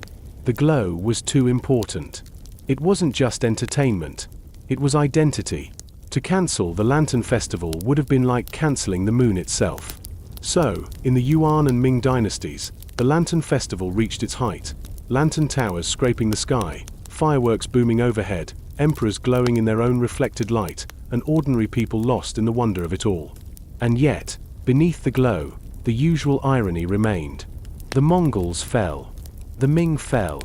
The emperors who built giant towers of light ended up forgotten, their legacies reduced to footnotes about how impressive their flammable decorations were. But the lanterns, the festival itself, endured. The emperors are dust. The lights are still burning. So tonight, as we wander through the Ming capital in our minds, picture it. Towering lantern towers glowing against the night sky, dragons twisting overhead, phoenixes shimmering in silk, fireworks bursting, crowds gasping. Somewhere in the palace, the emperor sips wine, half proud, half paranoid. And all across the city, ordinary families laugh, eat dumplings, and carry their little paper rabbits, oblivious to dynasties rising and falling above them. The lights blaze. The people glow. And the night is alive. By the time the Qing dynasty took over in the 17th century, the Lantern Festival was already 1,000 years old.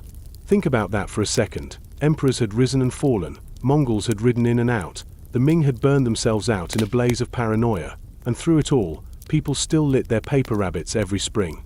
Dynasties may not last forever, but apparently dumplings and lanterns do. The Qing emperors, being Manchu outsiders ruling a Chinese majority, were always balancing between tradition and control. On one hand, they wanted to show respect for Chinese customs to keep their subjects happy. On the other hand, they also wanted to make sure no one used big festivals as an excuse for rebellion. Which, let's be honest, was a reasonable fear when you're an invading dynasty ruling hundreds of millions of people. So the Lantern Festival under the Qing became a kind of safe middle ground. The emperors allowed grand palace displays, but kept them tightly controlled. Beijing's Forbidden City held its own glowing spectacles, with courtyards strung with silk lanterns, towers lit up, and carefully choreographed performances. Everything was dazzling, but also orderly, exactly the way Qing emperors liked it. The Kangxi Emperor, reigned 1661 to 1722, was particularly fond of festivals. He used them as opportunities to show off imperial benevolence. "Look at me," he was basically saying, "sharing joy with my people. Please ignore the fact that I'm consolidating absolute power while doing it." During his reign, palace lantern displays were meticulously planned, combining traditional designs with new Manchu flair. The Qianlong Emperor, his grandson, took it further. Qianlong was obsessed with spectacle. He adored commissioning giant projects, temples, palaces, poems, lots of poems. Naturally, his lantern festivals were just as grand. Accounts describe entire palace courtyards transformed into seas of glowing silk, lanterns shaped like mountains, pagodas, even mythological creatures. He loved symbolism, so you can bet there were dragons in abundance. Dragons everywhere. If you weren't sure Qianlong was the son of heaven, just look at his lantern collection. Subtlety was not in his vocabulary. But outside the palace, the Lantern Festival was still a people's holiday. In Beijing, Suzhou, Guangzhou, really any major city, the streets came alive. Markets sold cheap lanterns to families. Kids ran around with animal-shaped designs. Couples slipped away from their parents to admire glowing ponds together. Fireworks cracked overhead, despite endless official bans on using them too close to the palace walls. Because, yes, even in the Qing, officials were still nervously muttering, "Fire hazard, people, fire hazard." Ordinary families saw the festival as a kind of magical reset. Winter was ending. Spring was coming. The full moon shone overhead, round and bright, symbolizing reunion and harmony. Families ate tangyuan dumplings together, little sweet balls that stuck in your teeth but also symbolized unity. It wasn't just dessert, it was destiny in sesame paste form. And yet, the Qing couldn't escape their own irony. The emperors used the Lantern Festival as propaganda, but the sheer joy of the people was something they couldn't control. Crowds gathered. Songs were sung. Poems circulated.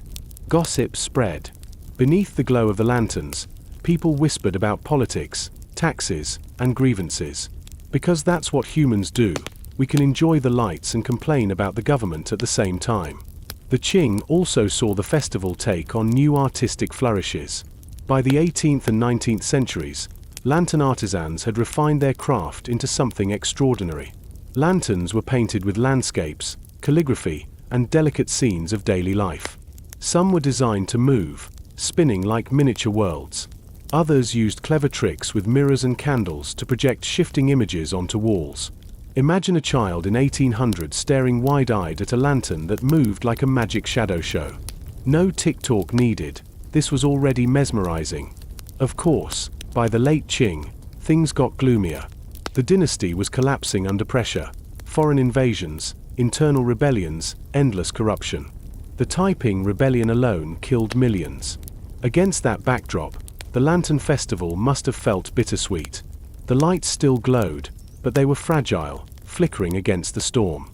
You can picture a family in a ruined city, still lighting a paper lantern, still eating their dumplings, because tradition was all they had left. And yet, the festival endured. Even when Beijing burned during the Second Opium War. Even when the Qing finally collapsed in 1911. Even when warlords, civil wars, and revolutions swept across the 20th century. Somehow, every spring, lanterns still rose. That's the strange resilience of it. Emperors tried to make the festival about themselves. Ministers tried to control it. Rebels tried to exploit it. Foreigners tried to ban it. Dynasties fell, palaces crumbled, towers burned. But the Lantern Festival just kept going, like the moon it celebrated, sometimes dimmed, sometimes hidden, but always coming back. So tonight, as we drift through a Qing dynasty lantern night, imagine the scene. The Forbidden City glowing with carefully arranged silk lanterns, dragons and phoenixes shining in imperial colors. Outside the palace, Beijing streets buzzing with food stalls and fireworks. Children carrying paper rabbits. Parents laughing. Poets sighing into their wine. Soldiers keeping uneasy watch. The emperors wanted order. The people wanted joy. And the lanterns lit it all the same. By the end of the Qing dynasty, the Lantern Festival had already been around for over a millennium. Which is impressive, but also a little awkward, because the empire that had carried it for centuries was falling apart. The 19th century saw foreign invasions, rebellions, and humiliating treaties pile up like bad debt. The dynasty collapsed in 1911, the last Emperor Puyi was kicked out of the Forbidden City a few years later, and suddenly China had to figure out how to be a republic. So what happened to the Lantern Festival in all that chaos? Well, it kept going, but it stumbled. The early Republic of China, 1912 to 1949, was chaotic at best, nightmarish at worst. Warlords carved up the country. Governments rose and fell. Japan invaded. Civil war simmered. In all that, you'd think people would give up on paper rabbits and dumplings. But no. Festivals are stubborn things. In cities like Beijing, Shanghai, and Nanjing, families still lit lanterns when they could. Markets still sold tang yuan. Children still carried animal-shaped lights through alleys, even if the adults around them were busy dodging politics and bullets. Of course, there were attempts to modernize it. Some reformers thought the festival was too backward, too feudal, too distracting from the pressing business of building a modern nation. Others wanted to reinvent it as a more civic holiday, stripped of superstition. But ordinary people mostly ignored the debates. If you've ever seen a kid holding a glowing paper rabbit, you know it takes more than a political pamphlet to kill that joy. Then came the People's Republic of China, founded in 1949. The communist government initially wasn't too keen on traditional festivals. The Lantern Festival, like many old customs, was branded as superstitious. For a time, especially during the Cultural Revolution, 1966 to 1976, festivals were downplayed or outright discouraged. Red lanterns were fine, political lanterns were fine, but paper rabbits, riddles, and sugary dumplings weren't exactly revolutionary priorities. But here's the thing. People celebrated anyway. Quietly, at home, in small ways. A few dumplings here. A paper lantern there. Traditions don't disappear just because a government memo says so. They flicker in the background, waiting. And after the Cultural Revolution ended, the festival returned. Slowly at first, then more openly. By the 1980s and 1990s, Lantern Festival celebrations were back in force across China, often bigger than before. Meanwhile, outside mainland China, the festival thrived uninterrupted. In Taiwan, Hong Kong, and overseas Chinese communities, lantern festivals lit up parks, temples, and streets every spring. Taiwan in particular made it into a national event. Cities like Taipei and Taichung hosted giant displays with lanterns the size of houses, glowing floats shaped like dragons, tigers, or the zodiac animal of the year. If the Ming emperors could have seen it, they'd probably have nodded approvingly and said, "Yes, good. Needs more dragons." And in the 20th century, technology joined in. Electric lights replaced candles in many lanterns, making them safer and longer lasting. Entire lantern parks popped up, filled with glowing installations that drew crowds by the thousands. Fireworks shows grew bigger, flashier, louder. Some people grumbled that the festival had become too commercialized, too artificial. But then again, people have probably been complaining about that since the Tang dynasty. In my day, lanterns were made of real silk, not this cheap paper nonsense. Even with modernization, the heart of the festival remained. Families gathering, eating tang yuan, lighting lanterns, strolling under the moon. The symbolism endured. Lanterns still meant hope, guidance, renewal. The full moon still meant reunion. The sweetness of the dumplings still meant harmony, even if it also meant sticky teeth. There's something soothing in that continuity. Think about it, emperors rose, fell, and died in paranoid splendor. Warlords fought. Foreign armies invaded. Revolutions swept the land. And through it all, people kept lighting little paper lights every spring. Some years the glow was small, hidden, almost forgotten. Other years it blazed bright, filling entire cities. But it never went out completely. By the late 20th and early 21st centuries, the Lantern Festival had become not just a tradition, but a showcase. Cities competed for the biggest displays. Tourist boards promoted them as must-see attractions. Parks hosted elaborate installations with LED lights, glowing tunnels, animated lantern creatures, even 3D projection shows. It's spectacle on a scale the Tang or Ming could only dream of. And yet, at the same time, families still light their little red lanterns at home. Children still carry animal-shaped lights through the streets. The old and the new coexist, glowing side by side. And that's the strange poetry of it. The Lantern Festival has always been two things at once: imperial propaganda and people's joy, elite spectacle and homely tradition, dazzling towers of light and tiny paper rabbits. The dynasties are gone, but the festival endures, sometimes humble, sometimes overblown, always glowing. So tonight, as we drift into the 20th century streets of Beijing or Taipei, picture it: neon signs blinking above, but below them, families still carrying their little lanterns. Children laughing, dumplings steaming in bowls, fireworks crackling overhead. The emperors are long gone. The ideologies rose and fell. But the light is still here. So here we are, 2,000 years after the first lanterns flickered to life. The emperors are gone. The dynasties are dust. The palaces that once blazed with silk and flame are museums, or ruins, or tourist attractions with gift shops selling lead bunny lights. And yet, every spring, the Lantern Festival still returns. It's quieter now in some places, louder in others. In Beijing, grand official displays line up in public parks. In Taiwan, giant glowing sculptures fill entire fields. In smaller towns, families still hang red lanterns at their doors, eat sticky dumplings, and step outside to admire the moon. In Chinatowns across the world, San Francisco, London, Sydney, lanterns string across streets, glowing red against the night, marking the end of Lunar New Year. The settings have changed, but the feeling hasn't. And what is that feeling, exactly? Lanterns are simple things. Paper, silk, maybe bamboo, maybe LED lights these days. They don't roar or flash like fireworks. They don't overwhelm. They just glow. Softly, steadily. Enough to hold the darkness at bay. Enough to make the night feel friendly, not endless.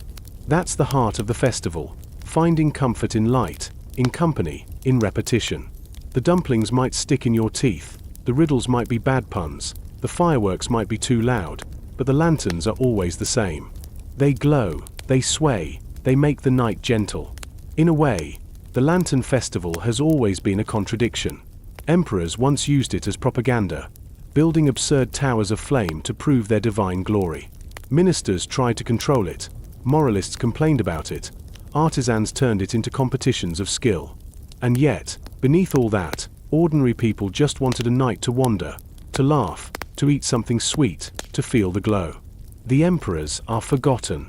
Their lantern towers burned down centuries ago. But the ordinary joy outlasted them. That's the festival's real legacy, not the giant palace displays, but the little paper rabbit lantern in a child's hand. The glow that keeps coming back, year after year. And maybe that's why the Lantern Festival feels so timeless. It's not just a holiday. It's a rhythm. Winter ends, the moon swells, the lanterns rise. Empires fall, ideologies crumble, cities change, but the lights return. Always. It's comforting to think about. Somewhere right now, someone is carrying a lantern through a street. Somewhere a family is eating tang yuan, laughing at a joke they've told 100 times. Somewhere a poet is writing another poem about the moon, because poets never change. And somewhere a child is staring at a glowing rabbit lantern like it's the most magical thing in the world. But elsewhere, something different was unfolding. No candlelit monasteries, no glowing lantern festivals. Instead, picture a path that doesn't end. We're walking, slowly, steadily, endlessly, across the backbone of South America. The Inca roads. A network so vast and so stubbornly engineered that parts of it are still here, 500 years later, long after the empire that built them collapsed. So get comfortable. Because tonight, we're taking a walk through mountains, deserts, valleys, and high plains, guided by the roads of the Inca, highways without wheels, without iron, without horses. Just stone, dirt, and human feet. Lots of human feet. The Inca Empire, at its peak in the early 1500s, stretched across most of the Andes. We're talking 2,500 miles north to south, from modern-day Colombia down through Ecuador, Peru, Bolivia, Chile, and Argentina. And what tied it all together? Roads. The Capac-Nan, the Great Road. Or, if you prefer a less romantic translation, the Empire's Spine. The numbers are ridiculous. Scholars estimate about 25,000 miles of roads in total. That's enough to circle the Earth. Not bad for an empire without a single wheel. Yes, you heard that right. The Inca didn't use the wheel for transport. Not because they didn't know what it was, they had toys with wheels, which is almost funnier, but because the Andes aren't exactly wheel-friendly. Try dragging a cart up a mountain pass at 14,000 feet. Spoiler, it doesn't go well. So instead, the Incas built roads for people and llamas. And they worked. Picture this: narrow stone paths carved into sheer cliffs, rope bridges swinging across gorges, stairways climbing mountainsides, and desert tracks marked by cairns. Some roads were wide enough for armies, others were barely shoulder width, hugging the edge of terrifying drops. If you had vertigo, too bad. The empire wasn't pausing for you. The most famous stretch today is the Inca Trail to Machu Picchu. Tourists hike it every year, gasping for air and pretending they're experiencing something authentic. Which they are, sort of. But in Inca times, that was just one tiny piece of a giant web. The real magic was how the roads connected everything: cities, villages, farms, temples, mines, fortresses. You could walk from the coast up into the high Andes, then down into the Amazon fringe, all on roads built by hand, with stone and sweat. And who used these roads? Everyone, in theory, but especially the chasquis, the empire's relay runners. Imagine a postal system powered entirely by men running full tilt across mountains, carrying messages, quipu cords, or even fresh fish for the emperor's dinner. A line of runners, stationed every few miles, passing messages like Olympic batons. A runner could cover 150 miles in a day this way, which means the emperor in Cusco could hear news from the coast in just a few days. Faster than medieval European kings, who usually had to wait weeks. It wasn't just messages. The runners carried goods too: coca leaves, dried fish, precious shells. They were like Amazon Prime, but with better cardio and worse working conditions. Of course, None of this came free. The roads were built and maintained through the Inca labor tax system, called the MITA.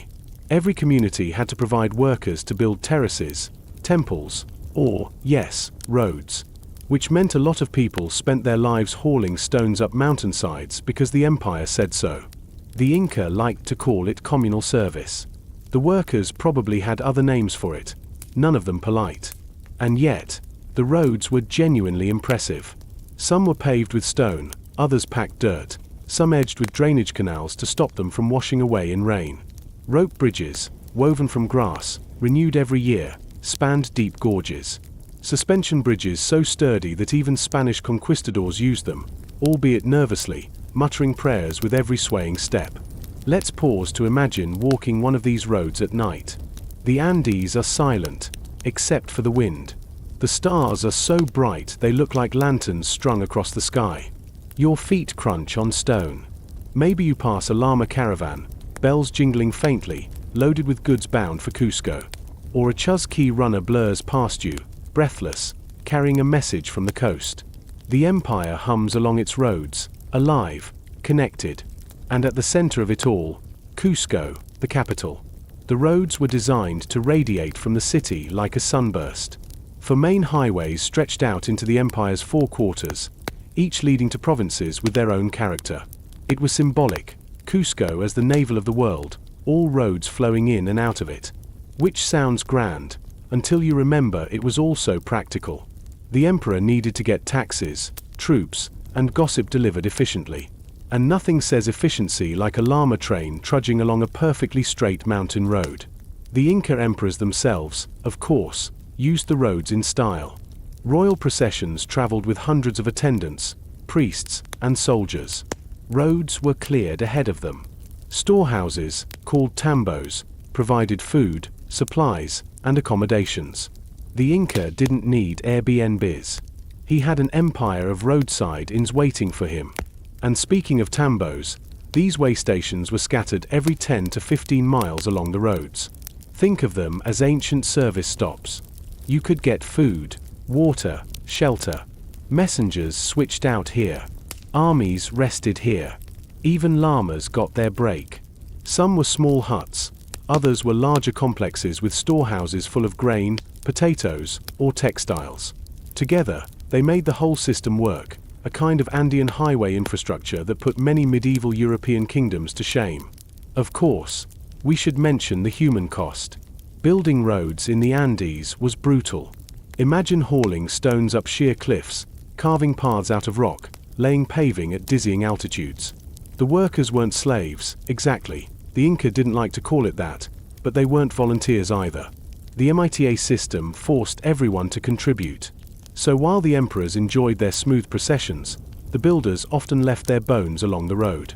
That's the thing about great achievements of civilization. They're usually paved with exhaustion. And yet, the roads remain. Even after the empire collapsed under Spanish conquest in the 1530s, the roads kept serving.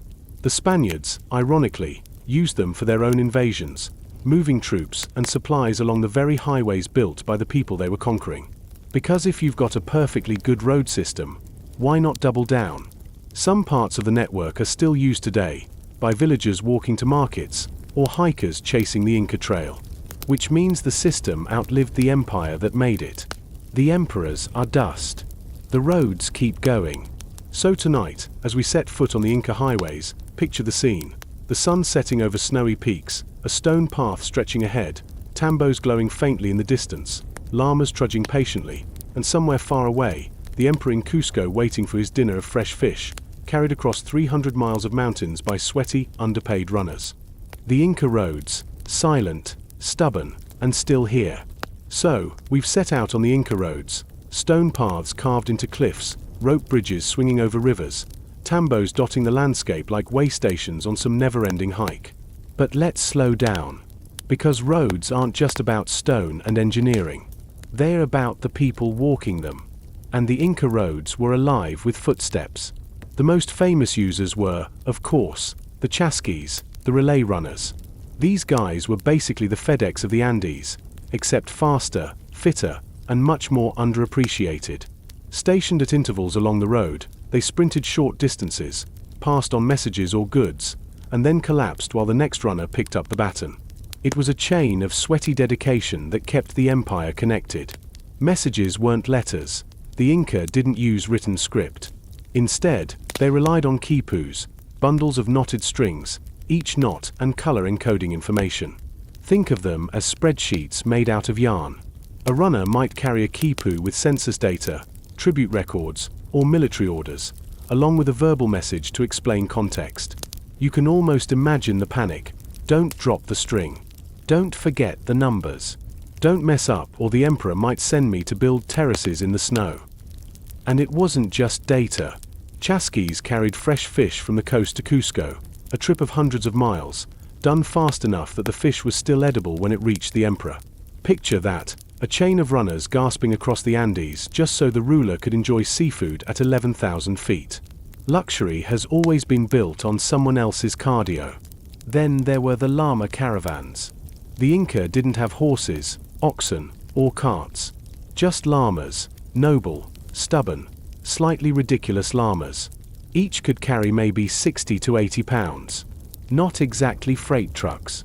So caravans of dozens, sometimes hundreds, wound their way along the roads, jingling with little bells. They carried textiles, food, coca leaves, or ceremonial items. And of course, they needed herders. Picture a line of animals spitting occasionally, herders muttering under their breath, and the empire's entire economy resting on the backs of fluffy pack animals that didn't always feel like cooperating. Ordinary people also walked the roads. Farmers traveled to markets. Pilgrims made journeys to holy shrines, like the sacred peaks or the Temple of the Sun in Cusco. Soldiers marched in formation, their sandals slapping against stone, heading off to wars in distant valleys. Women carried baskets of food. Children trotted alongside. The roads weren't just for emperors and armies, they were lifelines for daily life.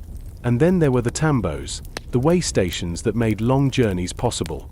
Some were simple huts with water and a bit of shelter. Others were full complexes with storehouses, kitchens, and sleeping quarters. Runners rested here. Armies resupplied. Caravans paused. Officials inspected taxes or tribute goods. The tambos were like the empire's heartbeat, pulsing life along the highways. Without them, the roads would have been impressive stone paths to nowhere. Let's pause at one in our minds. Imagine trudging into a tambo at dusk, after hours of walking up switchbacks in thin mountain air. The place smells of smoke and roasted maize. Llamas are tied up outside, their bells clinking. Inside, fires burn low, travelers sit cross-legged, chewing coca leaves, sharing food, trading news. A Chusquis runner collapses in the corner, grateful to be done for the day.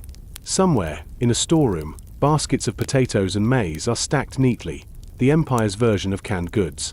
It's quiet, communal, and strangely timeless. But the roads weren't all comfort. They could be brutal. High-altitude passes where the air was thin and snow choked the path. Coastal deserts where the sun burned and water was scarce. Jungle fringes where the humidity wrapped around you like a wet blanket. Travelers had to adapt. Coca leaves were chewed constantly to stave off hunger and altitude sickness. Sandals wore thin. Feet blistered. And still, the roads carried on. For the Inca rulers, the roads were instruments of power. Every step an ordinary farmer took reminded them who owned the system. Tribute moved along these roads: grain, textiles, gold.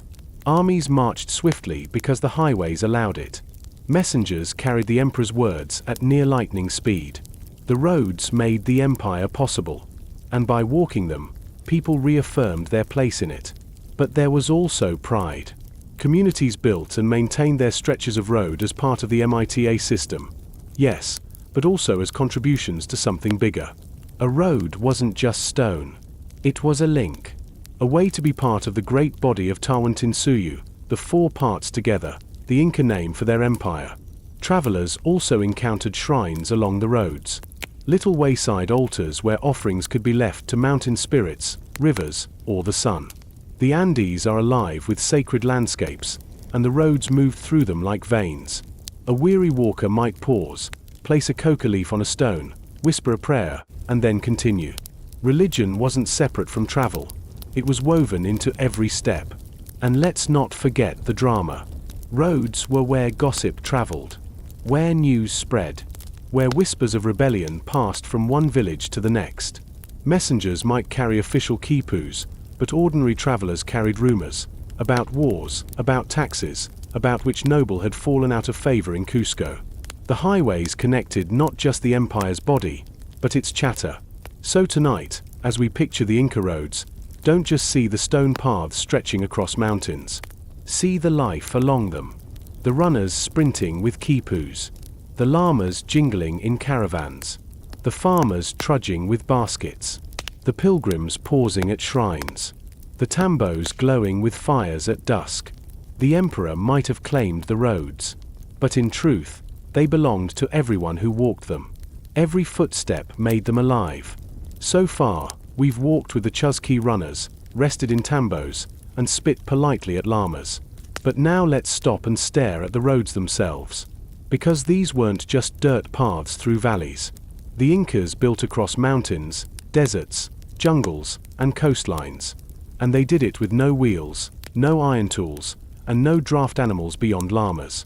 Which makes the fact that parts of these roads are still here, centuries later, kind of insulting to every modern highway that develops potholes after 6 months. Let's start with the mountains, because, well, most of the empire was mountains. The Andes are dramatic. Sharp peaks, deep gorges, cliffs that make your stomach drop just looking at them. And the Inca response to all this? Yeah, let's build straight through it. Mountain roads were carved directly into rock. If a cliff stood in the way, they cut staircases into it. Not gentle switchbacks, mind you. Straight up stone stairs, the kind that make tourists today question all their life choices by step number 50. These Inca stairs still exist in places, often so steep you feel like you're climbing a ladder instead of walking. Imagine hauling tribute goods up those in thin air. Suddenly, your job at the tambo doesn't sound so bad. When cliffs dropped too sharply, the Incas built retaining walls to hold paths in place, hugging the sides of mountains. In some cases, the roads are so narrow you'd have to walk single file, with nothing but a terrifying drop beside you. No handrails. Just you, your sandals, and a silent prayer that you don't slip. Fun. And then there were the bridges. Oh yes, the bridges. Because what's an empire without suspension bridges woven out of grass? The Incas perfected the art of the rope bridge. Thick cables of twisted ichu grass, renewed every year by communities as part of their MITA labor. The bridges spanned deep gorges, some hundreds of feet across. They swayed, they creaked, they looked like nightmares, but they worked. Spanish conquistadors, used to their sturdy stone bridges back home, reportedly froze in terror the first time they saw one.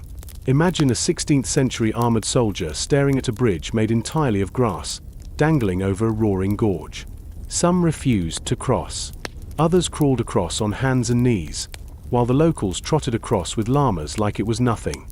One conquistador wrote that the bridges swayed like ships at sea, which doesn't exactly inspire confidence. And yet, the bridges held. The most famous one still exists today, the QS Huachaca Bridge in Peru.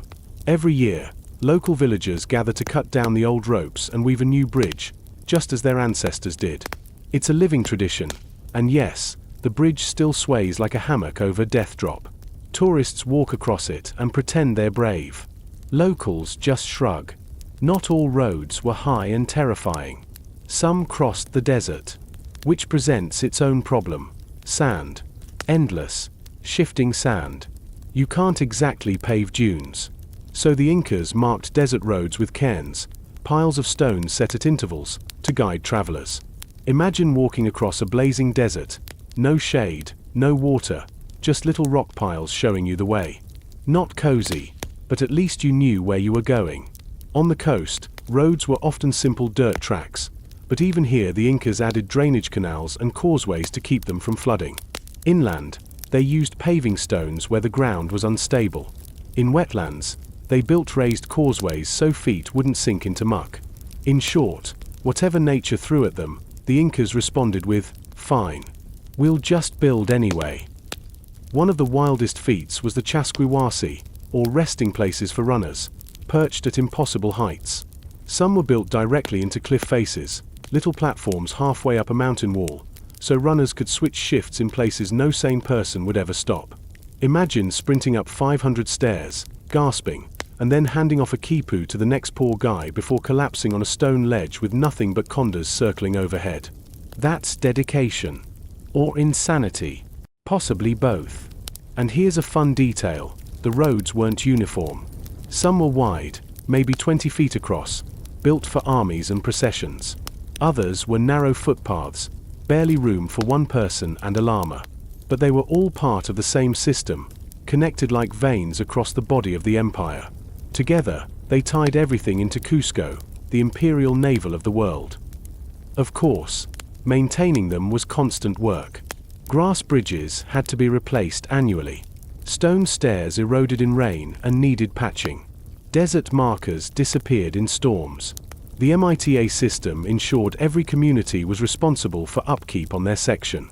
Which means somewhere in the Andes, some farmer probably sighed every year, put down his hoe, and trudged off to rebuild another piece of the highway. Empire doesn't run on dreams. It runs on maintenance shifts. And yet, the system held. The roads weren't just impressive feats of engineering, they were practical. Armies could march hundreds of miles with supplies waiting in tambos. Messengers could carry orders from Cusco to Quito in days. Goods could move between valleys and coasts that otherwise would have been isolated. The roads turned geography, brutal, mountainous, uncooperative geography, into a unifying thread. Let's imagine one of those rope bridges at night. The stars overhead, the river roaring below, the bridge swaying softly in the wind. A Chuzki runner trots across, carrying a quipu message. His sandals grip the ropes. The grass creaks. The night is silent except for the rush of water and the hiss of wind. He disappears into the darkness, and the bridge keeps swaying, as it has for centuries. That's the strange beauty of the Inca roads. They weren't built to last forever, and yet they did. Even today, hikers stumble across ancient paving stones in the mountains, or see faint lines of trails cutting across hillsides. Archaeologists trace them, villagers walk them, llamas still trudge along them. They've outlived empires, kings, and conquerors. They are still here. So as we rest for the night, picture the roads themselves. Stairways climbing into clouds, rope bridges swinging across gorges, desert tracks marked by lonely cairns. Silent, sturdy, stubborn. Built by hands long gone, but still guiding footsteps even now. The Incas may have vanished, but their highways never stopped whispering. So far, we've admired the runners, the llamas, the tambos, and the stone stairs that probably caused more than a few twisted ankles. But we haven't yet talked about the most important user of these roads, the emperor himself. The Sapa Inca. The unique Inca. The man who owned the roads, the people on them, and, according to official propaganda, probably the sun in the sky as well. The Inca emperors weren't subtle. Their processions along the highways were designed to remind everyone just how special they were. Imagine, the roads cleared in advance, tambos stocked to overflowing, runners stationed to carry messages ahead. And then the procession itself, hundreds of attendants, priests carrying sacred objects, warriors marching in perfect lines, musicians blowing horns carved from conch shells. And at the center of it all, the Sapa Inca, carried on a litter, draped in gold ornaments that glittered in the sun. Walking was for mortals. The emperor traveled above it all, borne aloft by loyal servants, shaded by feathered parasols, his sandals never touching the ground. The roads were his stage, and every village along the way was the audience. When the emperor passed, people had to clear the path. Ordinary travelers stepped aside, bowing, eyes averted. To look directly at the Sapa Inca was forbidden, unless you wanted trouble. Which, of course, only added to the spectacle. Imagine being a farmer, trudging home with a basket of potatoes, suddenly ordered to kneel in the dirt as a glittering parade thundered past. The emperor didn't have to speak. The road did it for him. The emperors also used the highways to enforce their rule. When new territories were conquered, roads extended into them, tambos built, runners stationed. It wasn't just about moving goods. It was about stamping the imperial presence into the landscape. Roads said, You are connected now. You are part of us. Resistance is cute, but we will march an army down this highway tomorrow if we have to. And those armies moved fast. Thanks to the road system, tens of thousands of troops could mobilize across mountains in days. Tambos stocked with food and weapons kept them supplied. Messages raced ahead by runners. By the time a rebellious village realized they were in trouble, imperial forces were already marching down the valley toward them. Speed was power, and the roads gave the Inca terrifying speed. The emperors also used the roads for religion, because of course they did. State rituals weren't confined to Cusco. Sacred objects, idols, and priests traveled along the highways, carried from shrine to shrine. Pilgrimages to holy mountains followed the same routes. The roads tied the spiritual geography of the Andes together, turning local gods into imperial ones, folding regional traditions into the big Inca tapestry. Even death traveled the highways. When an emperor died, his mummy didn't just stay in Cusco. It traveled. Processions carried the embalmed remains of dead rulers along the roads, visiting estates, appearing in ceremonies, reminding everyone that, yes, even the dead emperor was still watching.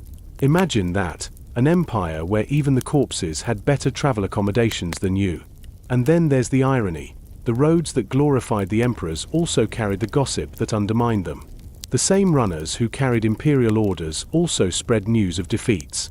The same tambos that fed armies also fed whispers of rebellion.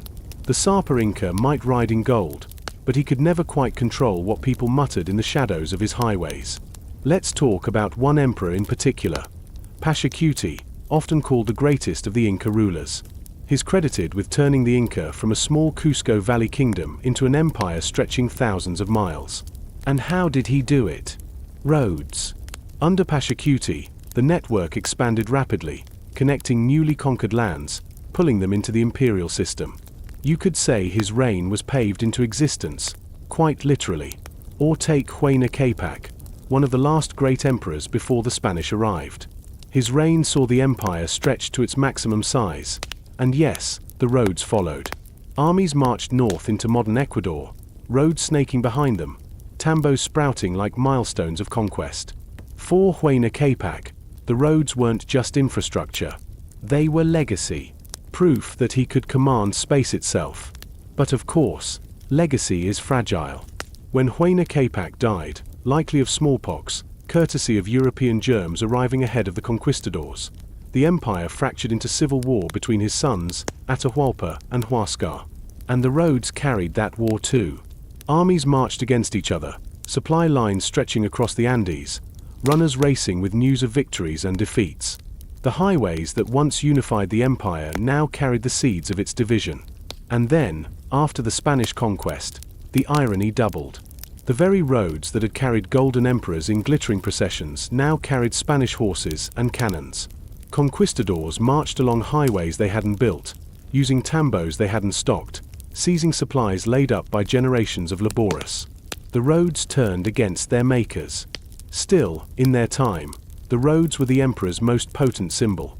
Gold could dazzle, armies could intimidate, but roads proved something more profound: control of space, of time, of connection. To walk on an Inca road was to walk under imperial authority. To step aside as the Sapa Incas litter past was to feel the weight of a system far larger than yourself. And yet, even as the emperors claimed the roads, ordinary people kept walking them. Farmers with baskets, herders with llamas, children with weary feet. The emperor may have owned the system, but the footsteps belonged to everyone. So tonight, picture one of those imperial processions. The roads swept clean, tambos glowing, horns blaring, soldiers marching. At the center, the Sapa Inca, glittering in sunlight, lifted above the earth itself. Around him, thousands of attendants. And far at the edge of the crowd, a farmer kneels, clutching his potatoes, watching in silence. For a moment, the emperor looks eternal. But the road under his litter knows better. It will outlast him. It always does. By the early 1500s, the Inca Empire was at its peak. The roads stretched across deserts, climbed mountains, and tied a world together. And then, in one of those historical ironies so sharp it almost feels scripted, strangers arrived from across the sea, and used the very highways of the Inca to tear the empire apart. When Francisco Pizarro and his conquistadors marched into the Andes in the 1530s, they weren't wandering blind. They had guides, yes, but more importantly, they had roads. The Incas, in their genius, had already done the hard work of connecting valleys and highlands. All the Spaniards had to do was march along, leading their horses, dragging their cannons, and wondering how anyone managed to build stone highways without wheels or iron. The conquistadors were astonished by what they found. They wrote home about roads straighter and better maintained than anything in Spain. Wide highways paved with stone, rope bridges spanning gorges, tambos stocked with food and supplies. One Spanish chronicler, Cieza de Leon, described them as marvels worthy of memory. Which is conquistador speak for, we can definitely use this. And use them they did. Spanish troops moved quickly thanks to the Inca system. They followed the roads straight into the heart of the empire, into Cusco, and beyond. They seized tambos and emptied their storerooms, eating food gathered by the very labor of the people they were conquering. It was conquest made easier by infrastructure. The highways meant to display Inca power ended up serving foreign invaders instead. Even stranger, the Spanish put horses on the roads. The Inca had never used horses. Llamas were their largest pack animals. But the roads, built with such precision, could handle the new creatures. Imagine villagers watching in shock as armored men on giant beasts galloped down stone-paved highways. The sight must have felt like the world had tilted. After the conquest, the roads didn't vanish. They shifted. The Spanish quickly realized the system was too good to abandon. They reused the highways to move silver from the mines of Potosi, to send troops against rebellions, to connect their new colonial cities. What had once carried quipus now carried sacks of silver and orders stamped with royal seals. The tambos, too, were repurposed. Some became inns or military posts. Others fell into disrepair, their stone walls crumbling, roofs gone. But the outline of the system remained.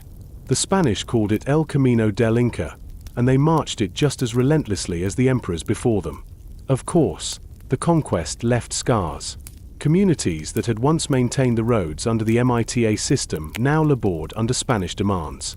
Silver mines drained lives. Roads carried tribute to a new foreign king. The highways still connected the Andes, but the empire they served was gone. For many Andean people, walking the roads now meant stepping into a colonial order they hadn't chosen. And yet, daily life carried on. Farmers still used the highways to reach markets. Pilgrims still traveled to sacred shrines, even under the eyes of priests demanding conversion. Caravans of llamas still trudged along, bells jingling softly. The conquerors came and went. The footsteps stayed. Travelers in the centuries after the conquest described stretches of road still impressive, others already fading. Some rope bridges remained in use, swaying dangerously over rivers, renewed every year by local villages. Others fell into gorges, abandoned when the Spanish built stone bridges nearby. Desert cairns tumbled into sand. But the spine of the system endured. You can't erase 25,000 miles overnight. And here's the irony. The Spanish, for all their cannons and steel, never built anything quite like it themselves. They maintained parts. Yes. They added some roads, widened others. But the backbone was Inca. Even in colonial times, villagers still walked paths laid down centuries earlier, sometimes without even realizing their history. The highways had outlived their empire. By the 19th century, when explorers and travelers from Europe returned to study the Andes, they were stunned.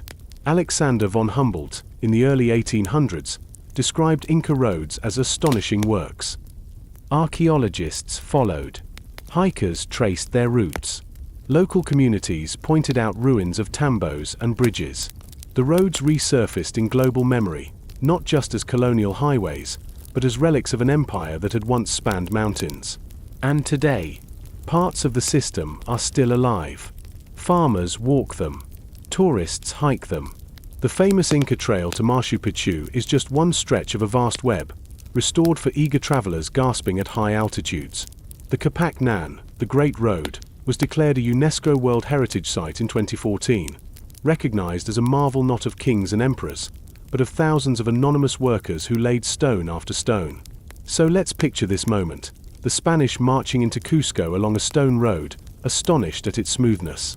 Llamas passing in the opposite direction, herders staring in disbelief at horses. Tambos filled with grain, seized by men in steel armor. The empire's veins, still carrying life, but now for a foreign body. It's haunting. The highways outlived the empire, but they couldn't protect it. They carried its glory, and they carried its downfall. And yet, centuries later, they're still here. The emperors are gone. The conquistadors are gone. The colonial governors are gone. But if you set your feet on the Inca roads today, you're walking the same stones that once bore the weight of golden litters and terrified soldiers alike. The roads don't choose who walks them. They just endure. We've followed the highways from their beginnings under Pachacuti to their final role as colonial supply lines for Spanish silver. We've walked with runners, llamas, armies, emperors, and, finally, conquistadors. And yet, somehow, the roads themselves still remain. That's the thing about stone. It outlasts politics. 4 centuries after the conquest, the Inca roads faded into the background of Andean life. Villagers used them to walk to markets. Shepherds drove flocks along them. Pilgrims trekked to shrines, priests in tow, trying to blend old rituals with new saints. The highways were still there, but no one thought much about them. They were just paths. Stones. Something ordinary, woven into daily life. And then, slowly, outsiders began to notice again. In the 18th and 19th centuries, travelers from Europe described roads cutting across mountains with startling precision. By the 20th century, archaeologists began tracing the network seriously, realizing just how vast it had been. It wasn't just a few trails to Machu Picchu. It was a continent-spanning web, the skeleton of an empire hidden in plain sight. Modern hikers know one stretch best, the Inca Trail to Machu Picchu. 4 days of steep stone stairs, narrow paths, and mist curling off the mountains. Tourists today puff and gasp along it, congratulating themselves at their authentic experience. Which, to be fair, it is. Except, of course, the original runners covered more ground in a day than most tourists manage in a week. The Chasquis would probably laugh. Or maybe just sprint past, barefoot, carrying a quipu, while you sit on a rock wondering why you thought this was a good vacation idea. But Machu Picchu's trail is just a fragment. Thousands of miles of road still snake across South America, connecting ruins, villages, and valleys. Many remain unexcavated, overgrown with grass, traced only faintly on the landscape. Some are still used daily, by farmers walking to fields or kids trudging to school. Without realizing it, they're stepping in the same tracks as emperors and conquistadors alike. And the rope bridges? A few still exist, renewed every year by local communities. The most famous, Huachuca, is woven fresh each June in a ritual that has been passed down for generations. Villagers cut new grass, twist it into ropes, and string the bridge across the gorge. They sing, they work together, they rebuild the road's living spine. The bridge sways, creaks, and terrifies tourists. But it stands, just as it always has. So what do the Inca roads mean today? They're not just archaeology. They are memory.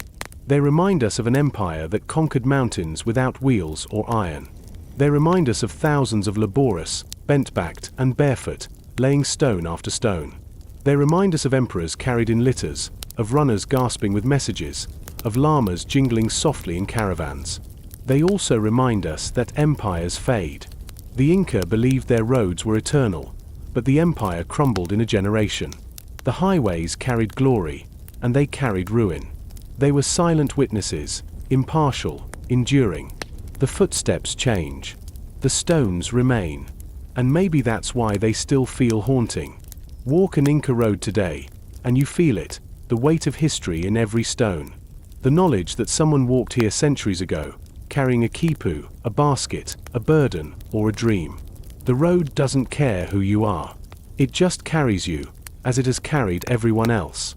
So tonight, as we rest at the end of our long walk, picture the scene. A stone path stretching across the mountains, mist drifting over peaks, llamas silhouetted against the sky. The wind sighs. The stars burn above. Somewhere in the distance, a rope bridge sways, creaking softly, and the road waits. Silent, steady, eternal. Empires fall, people vanish, but the road keeps going.